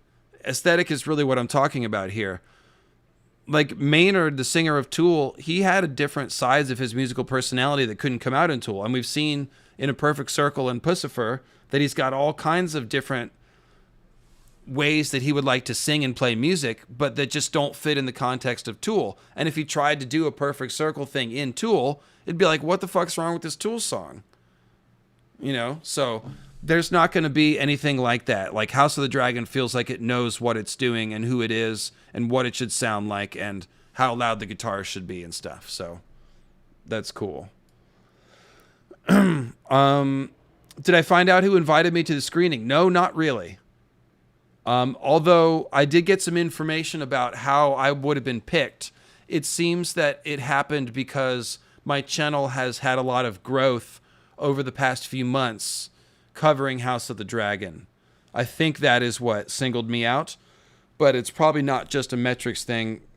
Maybe I made somebody chuckle with an Ice Spiders joke. I'm choosing to believe that it's something Ice Spiders related, but I don't know. I'm going to try to find out. I felt lucky. My seats in the auditorium were so good. I was like 3 rows back from where they started seating people, right in the middle. And I was looking around like, how did I get these seats? So I tried not to feel too fish out of water, but it definitely was a different world. If you've ever been to Hollywood and all that stuff, it's definitely it's not normal. It's not normal existence. Let's see.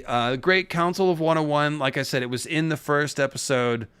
Don't expect them to stop and spend a lot of time there. It's kind of like the framing of the story. So Did Dragonstone? We haven't been at gosh, I keep saying things that I'm like, oh, that's a little too specific. We spent most of the time in King's Landing to start with, so don't know about that one yet.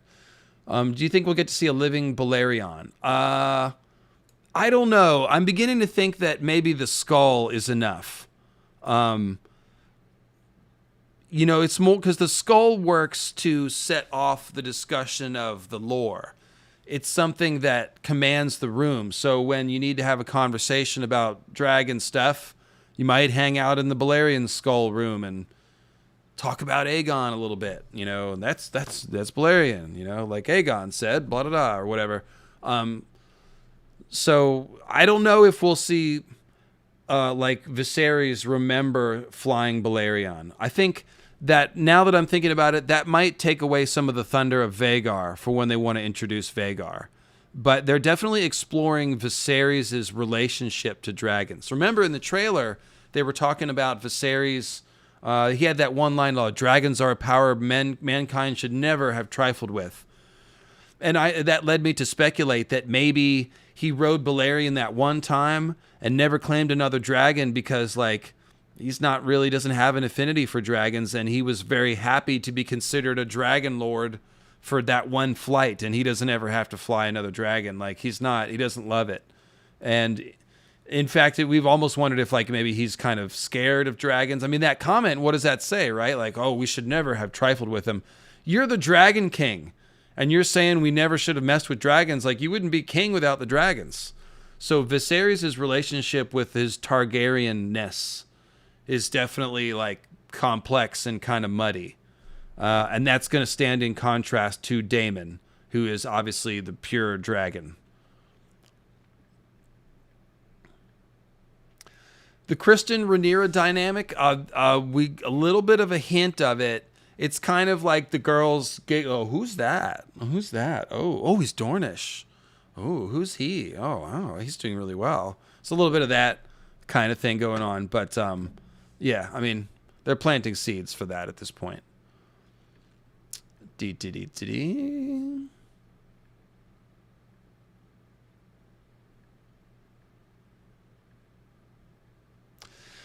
Yeah, the trust the audience thing is palpable. They're definitely treating us like adults, like I said. Any dragon poo? No, not yet. Fingers crossed. And lighting the pyre was Syrax just to kill that annoying debate. I was wrong. It's Syrax. I don't know about Mushroom. I can't say anything about Mushroom except for the joke. Septarians do look like dragon eggs. That's why they're called Dragonstone. They look like dragon eggs, especially the geodes if you crack one open right. Septarians are really cool. Look them up online. It's a really cool looking stone. I have a little tiny one somewhere right here. So this is a little cross section of one. See, this is just like the bottom of a stone. It's a cross section. And it's got these sort of impressions in them. But if you get the geode and cut it open, there's a sparkly thing on the inside too. It's really wild. Let's see here. Okay, cool. I'm at the front of the chat. All right. So now that I'm caught up with the chat, I will again say that if you've super chatted me and I have not read your question right now, please repeat it in the chat. Tag me at David Lightbringer, and I will try to make sure I answer your question. Thank you for sending me money. I have a couple more thoughts in my notebook here. Blackfire and Dark Sister look awesome. You can see the detail of the metal a little better in the higher resolution, watching it on the big screen. So that was definitely cool. The main thing is how Daemon uses Dark Sister. Let's see here. Do you think based on episode 1 that they aim specifically for fans who have read Fire and Blood? No, you don't have to read Fire and Blood. This show will work for anyone. They're doing really good storytelling. It will work for anybody that can drop right in. Let's see here. Are they going to explore any kind of relationship between Daemon and Alicent? There was just a tiny bit of a hint that maybe they're planting a seed there. I wouldn't say that they've planted a seed, but there might be a seed planting that happened. Maybe. Those of you who are looking for Alicent, Daemon, something, I mean, you're going to, anytime they talk to each other, you're going to be like, aha! So there was a little interaction that made me kind of go, we'll see. We'll see. I can't believe they're going to have Daemon literally screw everyone, but maybe they will.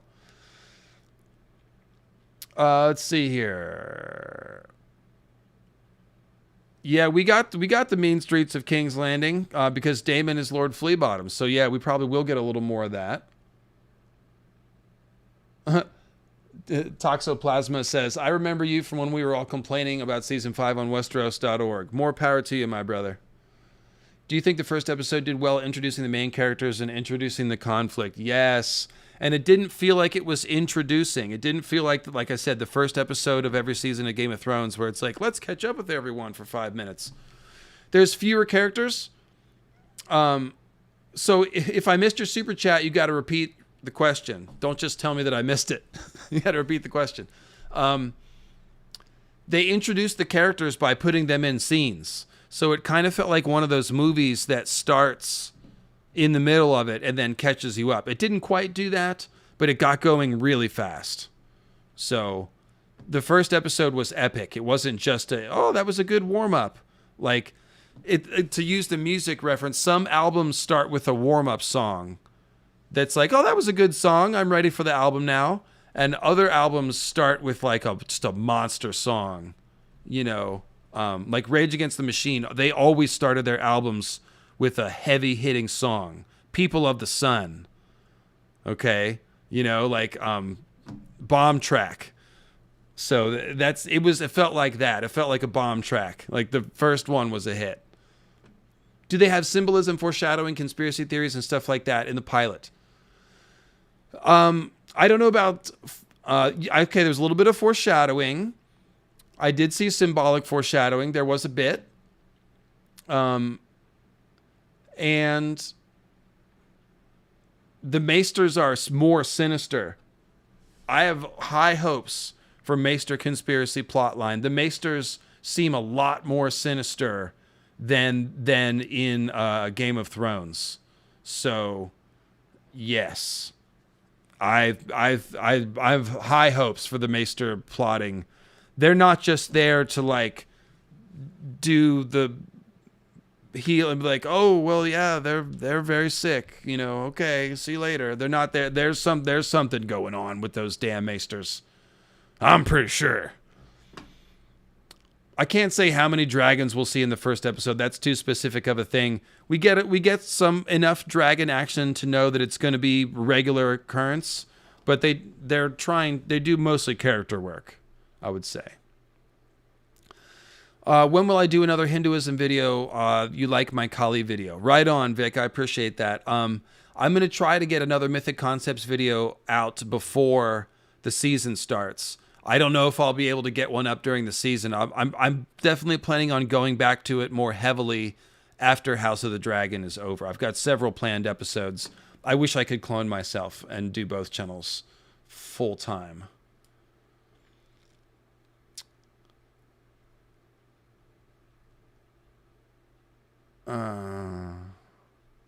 Casting a non-binary actor as the protagonist, the Valyrian and Summer Islanders, I had the feeling they did all this for good reasons and not tokenism at all, but what do you think? Well, I don't think they cast a non-binary actor. I don't think they chose the actor because of that. Emma Darcy just happens to be non-binary. You can see with the casting that they've got to make the young and old version of Rhaenyra and Alicent resemble each other, which I think they've done a very good job of. So that obviously had something to do with it, but I don't know. I haven't seen the adult versions of Rhaenyra or Alicent to tell you anything about their performance. I did think it was interesting about Emma Darcy talking about their experience informing the sort of struggle for Rhaenyra being named queen and trying to make it in this world of male primogeniture, but she's a female and all the difficulties of that. I've talked about the Valerians at length, and the main thing I would say about the Valerians is that I was really encouraged to hear that they're saying that they're going to develop Driftmark a lot as a new location. So that means that we're going to get the backstory of the Valerians. They're not just a house that's there with a seahorse, and they're black people with a seahorse logo. Like, seems like there's more than that. And that in the trailer we saw the weird skulls with the pharaonic helmets on these pillars in front of this giant mural of a maritime scene with a boat and sea creatures. That's definitely a Driftmark. We know that now from the last behind the scenes thing. So that means that like they've thought about what would the Valerians have on their murals? You know, how might they revere their honored dead? Things like that. So they're getting into the customs of the Valerians.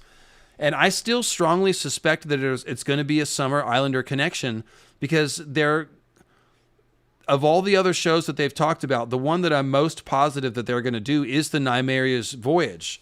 It's always been super obvious as a great story. And it spends a lot of time in the Summer Islands. So why not develop the Summer Islands first before Nymeria gets there, so that when she gets there, everyone's going to be like, it's the place where the Valerians are from. Cool. And they're going to do the Corlys's 9 voyages. So, like, they're going to tell us everything about Corlys's backstory. So it's not like they just made him black without any idea of what that means or why, you know. And when you talk about tokenism, that's tokenism. When you just take a white role or a role and then just switch it and be like, well, we've done diversity now because we changed the color of the skin or changed the gender or something. If it's not tokenism if you think about how it works with the world. That's what people mean. Like, think about the change, think about how it affects the story, treat it differently if you're going to change something, you know. So I have a lot of hope for how that's going to be developed, and we didn't really get any clues about it yet. So I don't have any clues if it's more or less likely that it's a Summer Islander thing. I already pointed out from the earlier trailer that when we see that picture of that book, one of the pages is about Nymeria's journey. Well, they're both about Nymeria's journey, but the second page mentions that she stopped on the Summer Islands. It names one of the islands, and it says that some of the Nymeria's people stayed there. So that was like, oh, they're already slipping in the name Summer Islands, at least in episode 1, so that maybe when they bring it up in episode 3, it's not like who, where, you know. So, but we don't know yet. Didn't see Lady Royce yet, but we know she's been cast. There was a reference. Daemon said, "My bronze bitch." We did hear the words bronze bitch uttered.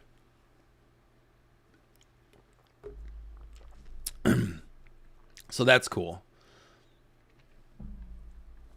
Ain't nothing but a bomb track. Suckers be thinking that they can't fade this. Somebody saw Radom live and they opened with Testify. Yep, that's they open with that a lot. I'll see Rage in March when they come to the Bay Area. With Run the Jewels, that's gonna be sick. I'm very interested in the Rhaenyra Viserys dynamic. How do you think that went?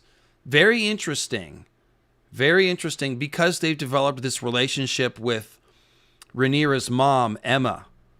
So Viserys is focused on a male heir and succession. Rhaenyra is like almost like worried about her mom and the toll. You know, obviously we know Emma dies in childbirth. So they're setting that up by showing you that Rhaenyra is concerned by her mom trying over and over again to have a kid when she's had all these stillbirths and miscarriages and stuff.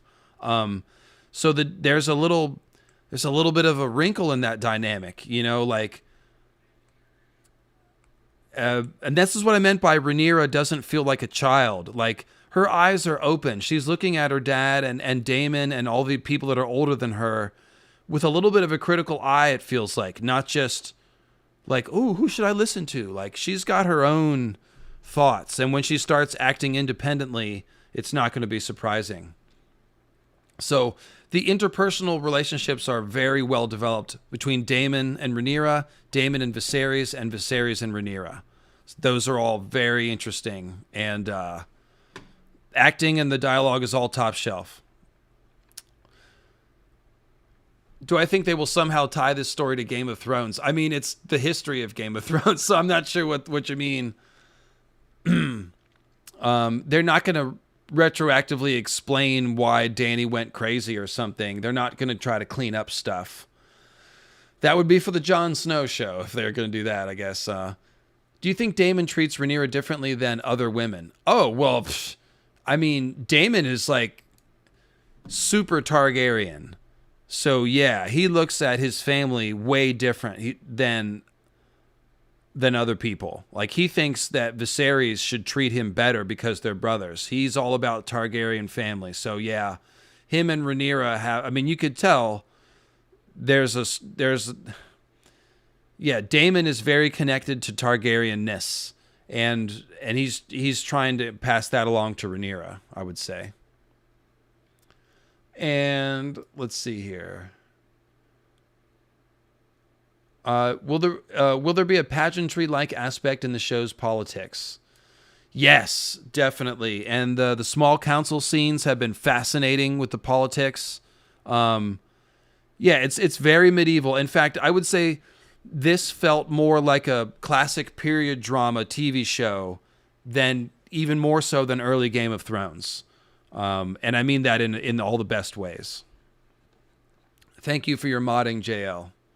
I'm sure that whatever you've deleted was worthy of deletion. Oh, cool. Somebody tagged me on Twitter with their Septarian pictures. That's dope. Let me try to keep this in order. Okay, here we go. Will there be any gore and nudity? Yes and yes. Missed my chat again. Get well soon, George. Yes, get well soon. George does have COVID, in case you didn't hear. He got COVID at Comic-Con, of course. Of course. His post about it said he's feeling great, he's feeling okay, and not to worry, but COVID's weird. So hopefully everything will be sorted there. But he tested positive. He's hardly symptomatic, but he tested positive. That's where it was as of yesterday. So just cross your fingers on that. I have nothing else to say about it. Let's see. Would it be possible for you to finish your notes on the episode first and then go back to the questions? Yeah, thank you, random guy. I did have a couple more notes. So you can see that the Rhaenyra Alicent stuff up on the screen here. I got through most of it.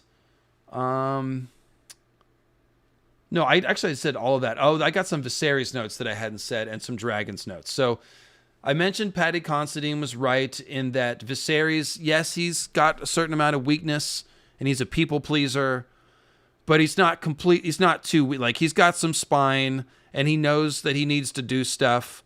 He does have conviction. He's not totally wishy-washy, but he is potentially being manipulated by people around him, like Otto. I mean, that's no secret. So Viserys is a very visceral character. Viserys is visceral. It's a performance you can sink your teeth into. It's a fully realized character. I understand what George was saying when he's like, oh, there's a little more here than what I put in on the page. So that's cool. I mentioned the Targ supremacy discussion. Yeah, and the Viserys Daemon thing is really interesting. You can tell that Viserys doesn't quite know what to do with Daemon. He's sort of apologizing for him, but he's sort of upset by some of the stuff he's doing. And he can't decide if Daemon's really his best ally or his worst enemy. Or not worst enemy, but like an ally that doesn't really help you. It's tough. And I think the show is putting us on Daemon's side a little more than Fire and Blood did, maybe. Because we all suspected that Fire and Blood was super anti-Daemon. It does seem like, we're going to see Daemon's side just a little more than Fire and Blood would have maybe have you think. I mentioned a lot of this. I've already cherry-picked a lot of these notes. So I said it was Cyrax, not Cyrax. Cyrax at the funeral. Y'all can shut the fuck up now. I've talked about how Cyrax and Caraxes look way different. The Dragon Keepers are cool. The dragons know High Valyrian. Yeah, I said all that. At one point, there's a scene where Rhaenyra comes in. She's late to court, and her mom's like, "Go take a bath. You stink like dragons." So that's kind of cool. Like that's very endearing. Rhaenyra she smells like dragons. She hangs out with the dragons a lot. So that's cool. And I mentioned that Emma Aaron was the surprise star. Yeah, I pretty much have done the notes. That's why I went over to the questions. I pretty much got the notes here. Yeah, like I said, in Fire and Blood, you just get this little quick blurb about so-and-so, had a difficult labor and then she died and it was very sad. And then that's it. The very real emotional turmoil and trauma of childbirth, the risk of childbirth death and miscarriages and the uncertainty of it is very well portrayed and communicated by the writing and the actors. So it leaves you shaken. And as a male, I'm always reminded, be like, damn, men just don't know what it's like to give birth to another human, and they never will. And there's always a little bit of like room for us men to stop and appreciate that and like how gnarly it friggin' is. And the fact, so, I don't want to go on and on about that, but definitely there's a moment where I think the women are going to be like, that's right, it's fucked up. So let's see. And I think every parent couple that's been through it knows about it. So I obviously I don't have kids, so I'm a little, I haven't experienced that myself. Haven't been to the hospital and done all that. So going back up to the river of questions, keep it coming. Yeah, keep it coming. You guys are great. And let's see, hope we don't there won't be cringy humor. I said that. How would I rate the episode as far as production, story, etc.? I have to give it a 10 out of 10. I mean, if you can watch this episode and be like, I really thought that this would be better, then I don't know where you're coming from. As a first episode of a new show, really couldn't be much better than it was. I'm curious to see what other people will think or if my opinion will change over time. But I have to call it a 10 out of 10. It's phenomenal. It's really good. I think that I'm going to like it more than Game of Thrones. I mean, that's what I would say. I think it's going to be, I think a lot of people will say that it is better. And remember, we might never get a moment that is better than Dany Dracarysing the slave masters. Dany's a revolutionary. There's a level of moral righteousness to what Dany does that we will not find in anything in Fire and Blood. So in a sense, that moment and the goodness of her character will never be equaled in this show. However, just as a TV show, like Game of Thrones is not the best show ever made. It's not. Like, it's one of the most successful shows ever made. But if you think about the most complex, advanced TV show that you like for me, I would think of Dark or maybe even Watchmen. The recent Watchmen, those shows to me were on a level of storytelling and writing and stuff that was above Game of Thrones. So there is room to be better than Game of Thrones. Absolutely. Particularly the latter seasons. And I think a lot of people will think that House of the Dragon has a shot to be better. I will say that. On the topic of Small Council, what was the dynamic with Rhaenyra as cupbearer? So I mentioned earlier that Rhaenyra is older when Viserys makes her the heir. So we get a little bit of time with Rhaenyra before she is the heir. So her cupbearer thing is a little different. In the books, she's the heir from the age of 5. And so she's Viserys' cupbearer so that Viserys can train her in the ways of court, blah, blah, blah. It's a little different here, but it's interesting. So I don't want to get too specific. I did not see the opening sequence. It's the most popular question. I appreciate that. I mean, it's you guys are showing love for the funky Game of Thrones intro. And in case you're new to my channel, I play the bass guitar. Got myself a Fender 75 reissue jazz bass. It's about 20 years old itself now. If you know, if this looks like Marcus Miller's bass, yes, that's right. And I did a funky remix version of the original Game of Thrones theme with my cousin on keyboards, and I play it during live streams when I need to go to the bathroom and take a 30-second break, like right now. So enjoy the funky Game of Thrones theme, and I'll be back in about 30 seconds.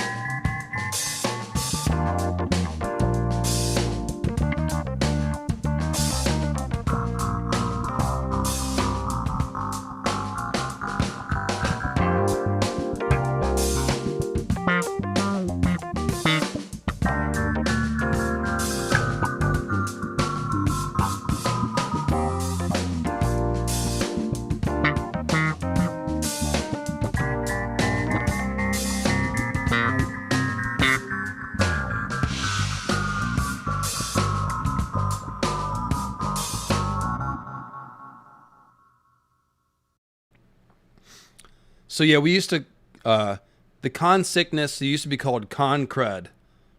That's just like the little cold or sniffle that everyone comes home with from like drinking, not sleeping, and being around a whole bunch of people.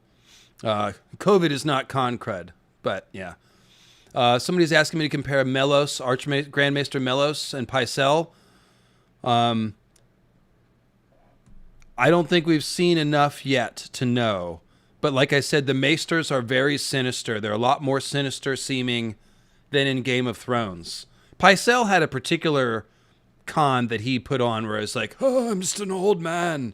Then he did his Maester aerobics and, he's banging bitches or whatever. That was a particular shtick for Pycelle. So these Maesters seem more sinister. And I have strong hopes for a Maester conspiracy plotline.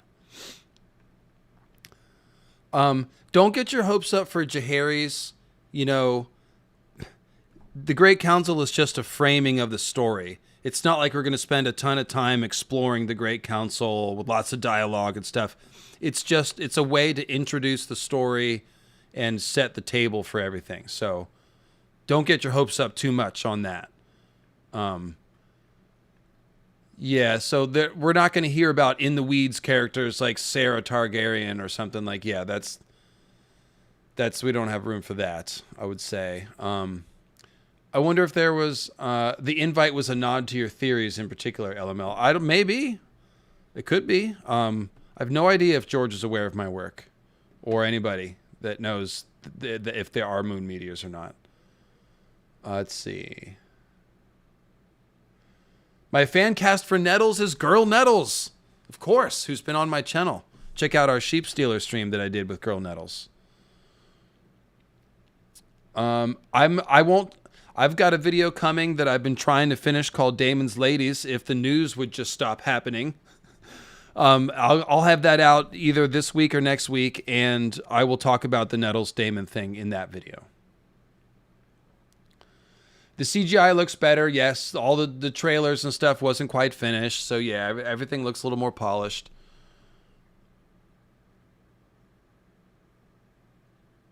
Yes, so Freddie, exactly. If Rhaenyra was made an heir, it's at a later age on the show than in the books. Does she possibly have less entitlement? A little bit. She's got more of like, oh, okay, I'm not the heir, so I can go fuck off and, just be kind of quirky and stuff. And then it's like, oh, I've got to be the heir? Oh, this changes everything. So that's what the actress Millie Alcock meant when she talked about, Rhaenyra never wanted this. Or she said something like that. There is an element of that. She wasn't expecting to be the heir until she was. Because think about it. Rhaenys just got passed over like fucking a decade ago.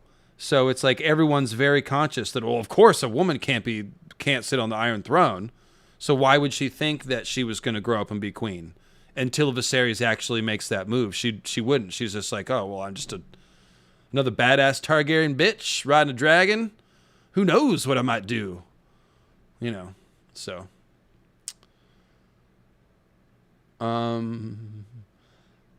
I think everyone will love young Rhaenyra. There's no doubt about that. We met all the characters. Oh, no, Harwin. No, Harwin's not. That's later. Harwin is later. And let me go ahead and put out my first, I don't know if it'll be last call for questions, but, pre-last call. I mean, there's 1,000 people here. If you guys want to keep asking me questions, I'll keep answering. Far be it from me to leave 1,000 people that want to hear what I have to say about Game of Thrones hanging, but I do want to wrap this up so that people don't look at it and go, oh, 3-hour stream, I don't have time to watch that. And we're about 5 minutes away from 2 hours, so unless you slam me with questions, I'll probably think about wrapping it up here shortly. But yeah, ask me what you need to know about the show. The main thing is it's going to be friggin' awesome, as you've been hearing. It's going to be worth watching. Yeah. Is everyone going to be talking about it? You're damn right. I have a hard time seeing anybody being massively disappointed with it.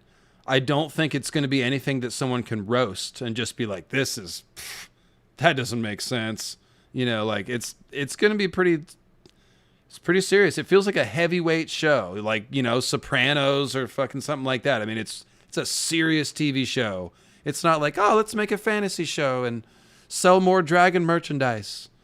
Obviously, that's part of it, but like it's a serious show, man. It's really serious. That's why I keep looking like I keep saying like heavyweight, gravitas, words like that. Any scenes with Rhaenys and Viserys? Kind of, sorta, not like a big one, but there's a really funny comment that Viserys makes about Rhaenys. I don't want to spoil it because it's funny and it'll make you laugh if I don't ruin it for you. But there's a hint that that's an interesting relationship. They haven't explored it all the way yet, but Viserys was chosen over Rhaenys, so that's always going to be tense.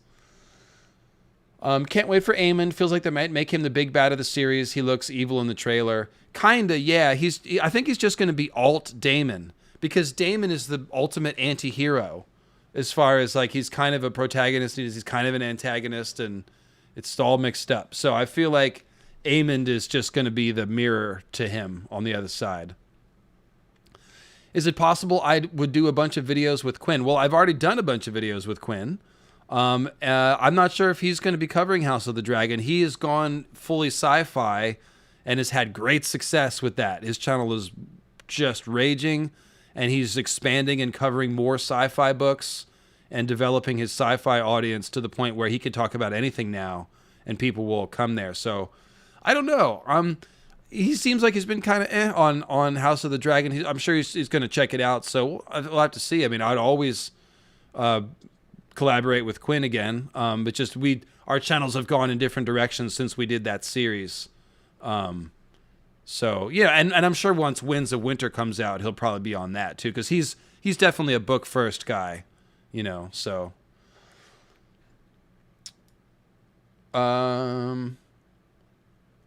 do I think 3 to 4 seasons is enough to cover Fire and Blood? Yeah, at the rate that they got so much done in the first episode, I definitely think 3 to 4 seasons sounds right. And of course, we've already heard that they're considering then jumping to a different, Aegon's Conquest or Jaehaerys, I would think. I was also thinking about it today. The Blackfire Rebellion would be an awesome one. It doesn't have dragons, but it's a really good war. I mean, it's right up there with the dance, and it ties into the early Dunk and Egg stuff. So I'm wondering if maybe they get the Dunk and Egg show going and start talking about the Blackfire Rebellion more, that House of the Dragon could jump to a Blackfire Rebellion. I would love it if it works. I think they're just going to keep running House of the Dragon and jumping around. Like I said, Aegon's Conquest, Jaehaerys time period, Blackfire Rebellions, and then you would go back to the Doom of Valyria. So those are the choices for House of the Dragon, and so I think 3 to 4 seasons will be perfect. I think 4, not 3. It'll be 4, and then we'll move on to a different time period. Yeah, and the people will cheer. My favorite set was Harrenhal. I said that earlier. It was crazy. Just unreal. Just unreal.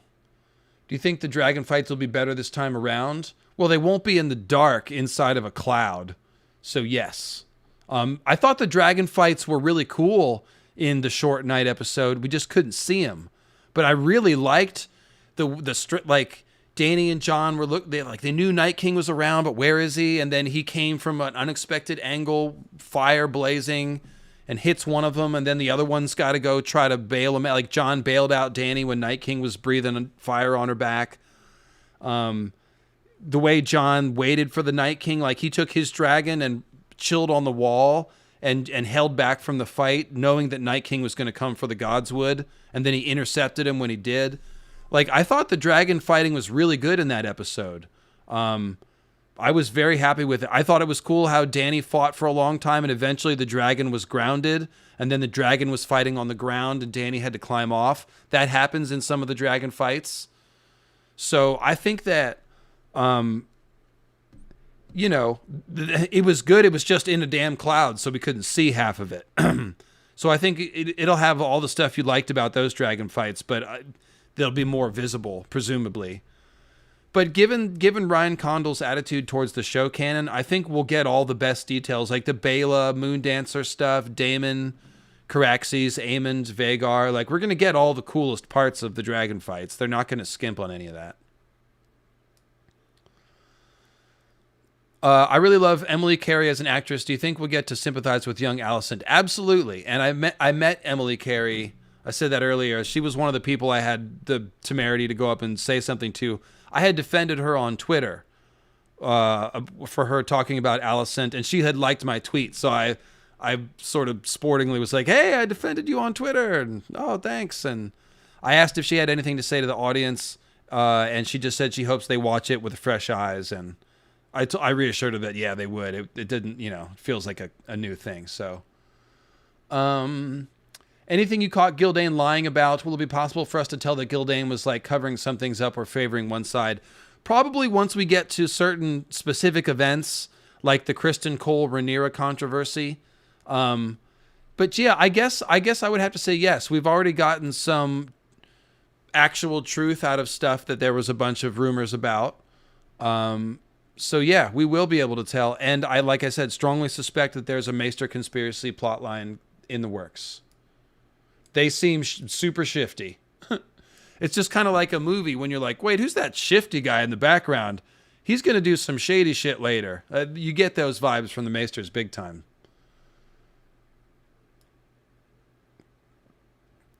Were there more touching, sad scenes, or was it mostly epic? Oh, it was a mix. They ran the gamut. The marble balls on the table, I think that just means that the council's in session. They might use them to vote later, but they just kind of plunked them down, and then they all took the conversation more seriously. That's about it. Kristen Cole had a good entrance. Very good entrance. Let's see here. Did I catch George mentioning working on Win several times during his COVID update video? That was encouraging. I did notice that, yeah. Can we get a tiny spoiler? I've given you some tiny spoilers.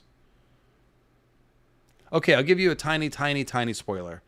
No, I won't. No, I changed my mind. Nope.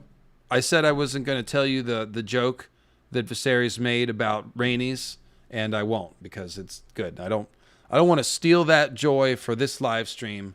It deserves to come to you, episode 1, and so that it will be there for you. Didn't see Vhagar yet. That's not going to happen yet.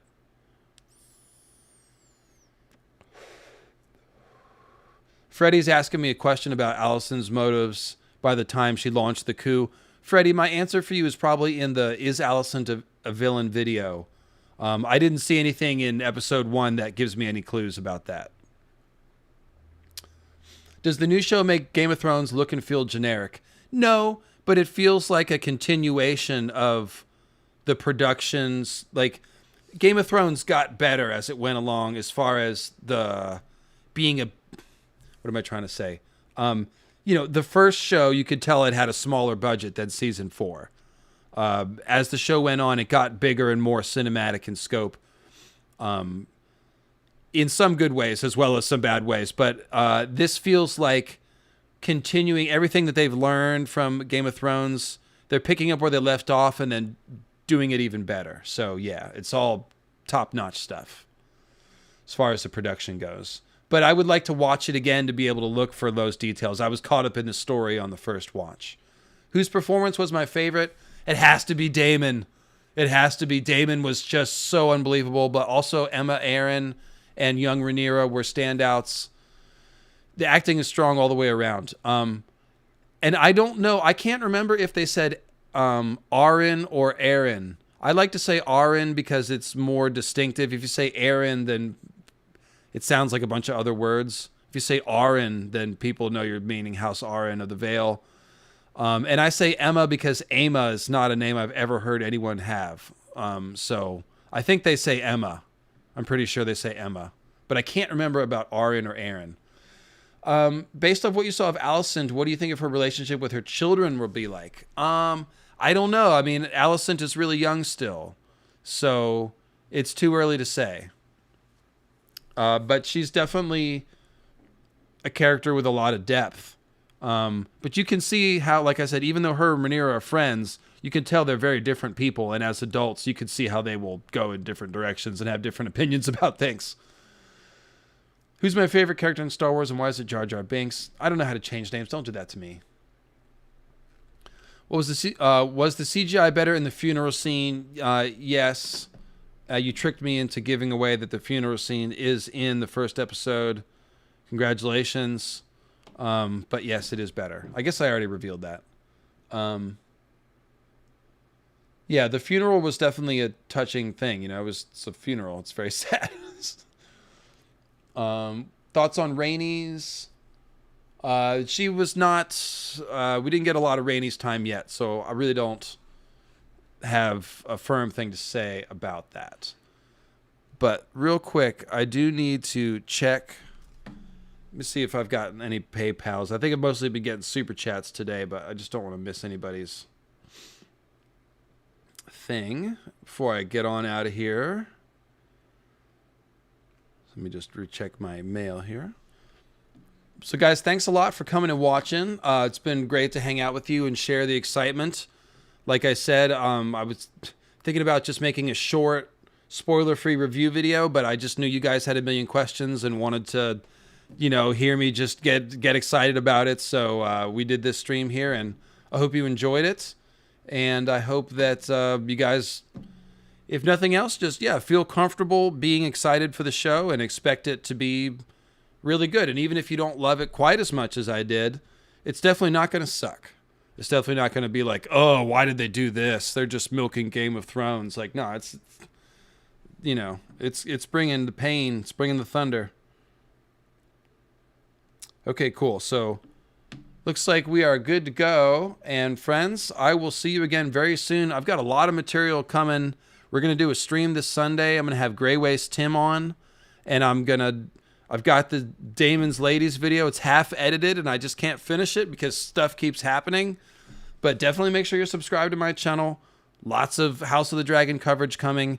We'll be doing live post games after every episode during the season. So as soon as House of the Dragon is over, you can come over. And in fact, what I'm going to do, you guys, the chat rooms for these live streams are open as soon as I create the stream. So the post-game show that goes live right after the show, the chat will be live during the show. So what I'm going to be doing is hanging out in the chat room of the post-game stream and chatting with whoever's there during the episode, because everybody likes to do that. They like to tweet during the episode and just, you know, not anything deep, but just, oh my God, oh, do you believe that? Or, oh, that was funny. So if you like to chat during the episode, that'll be there for you. You can just go to the live stream early and people will be hanging out in the chat. And then, like, as soon as episode's over, I'll brew some tea, take a bong hit, and go live, and we'll all be, you know, talking about it. And I've got 2 panelists that will be with me during the whole season. I'll be revealing them soon. And so make sure you're subscribed to the channel. Lots of cool stuff going. I will definitely keep you up to date on all things House of the Dragon until the season starts, and then I'll be with you during the season. So that's it, guys. Thank you, mods. You actually had to do some work today, so appreciate that. 1,000 people at the stream. Going to have lots of crazy streams during the season, so get used to that. And thanks everyone for being wonderful. Almost all of you are always wonderful. And should we expect any more trailers? I don't know. Probably not. Maybe a couple more magazine articles that have little snippets or stuff, but I don't know that we'd have a new trailer. I don't have any inside info. That's just my guess. So, all right, guys, thanks for coming, and I will see you again in a couple days. Cheers, guys.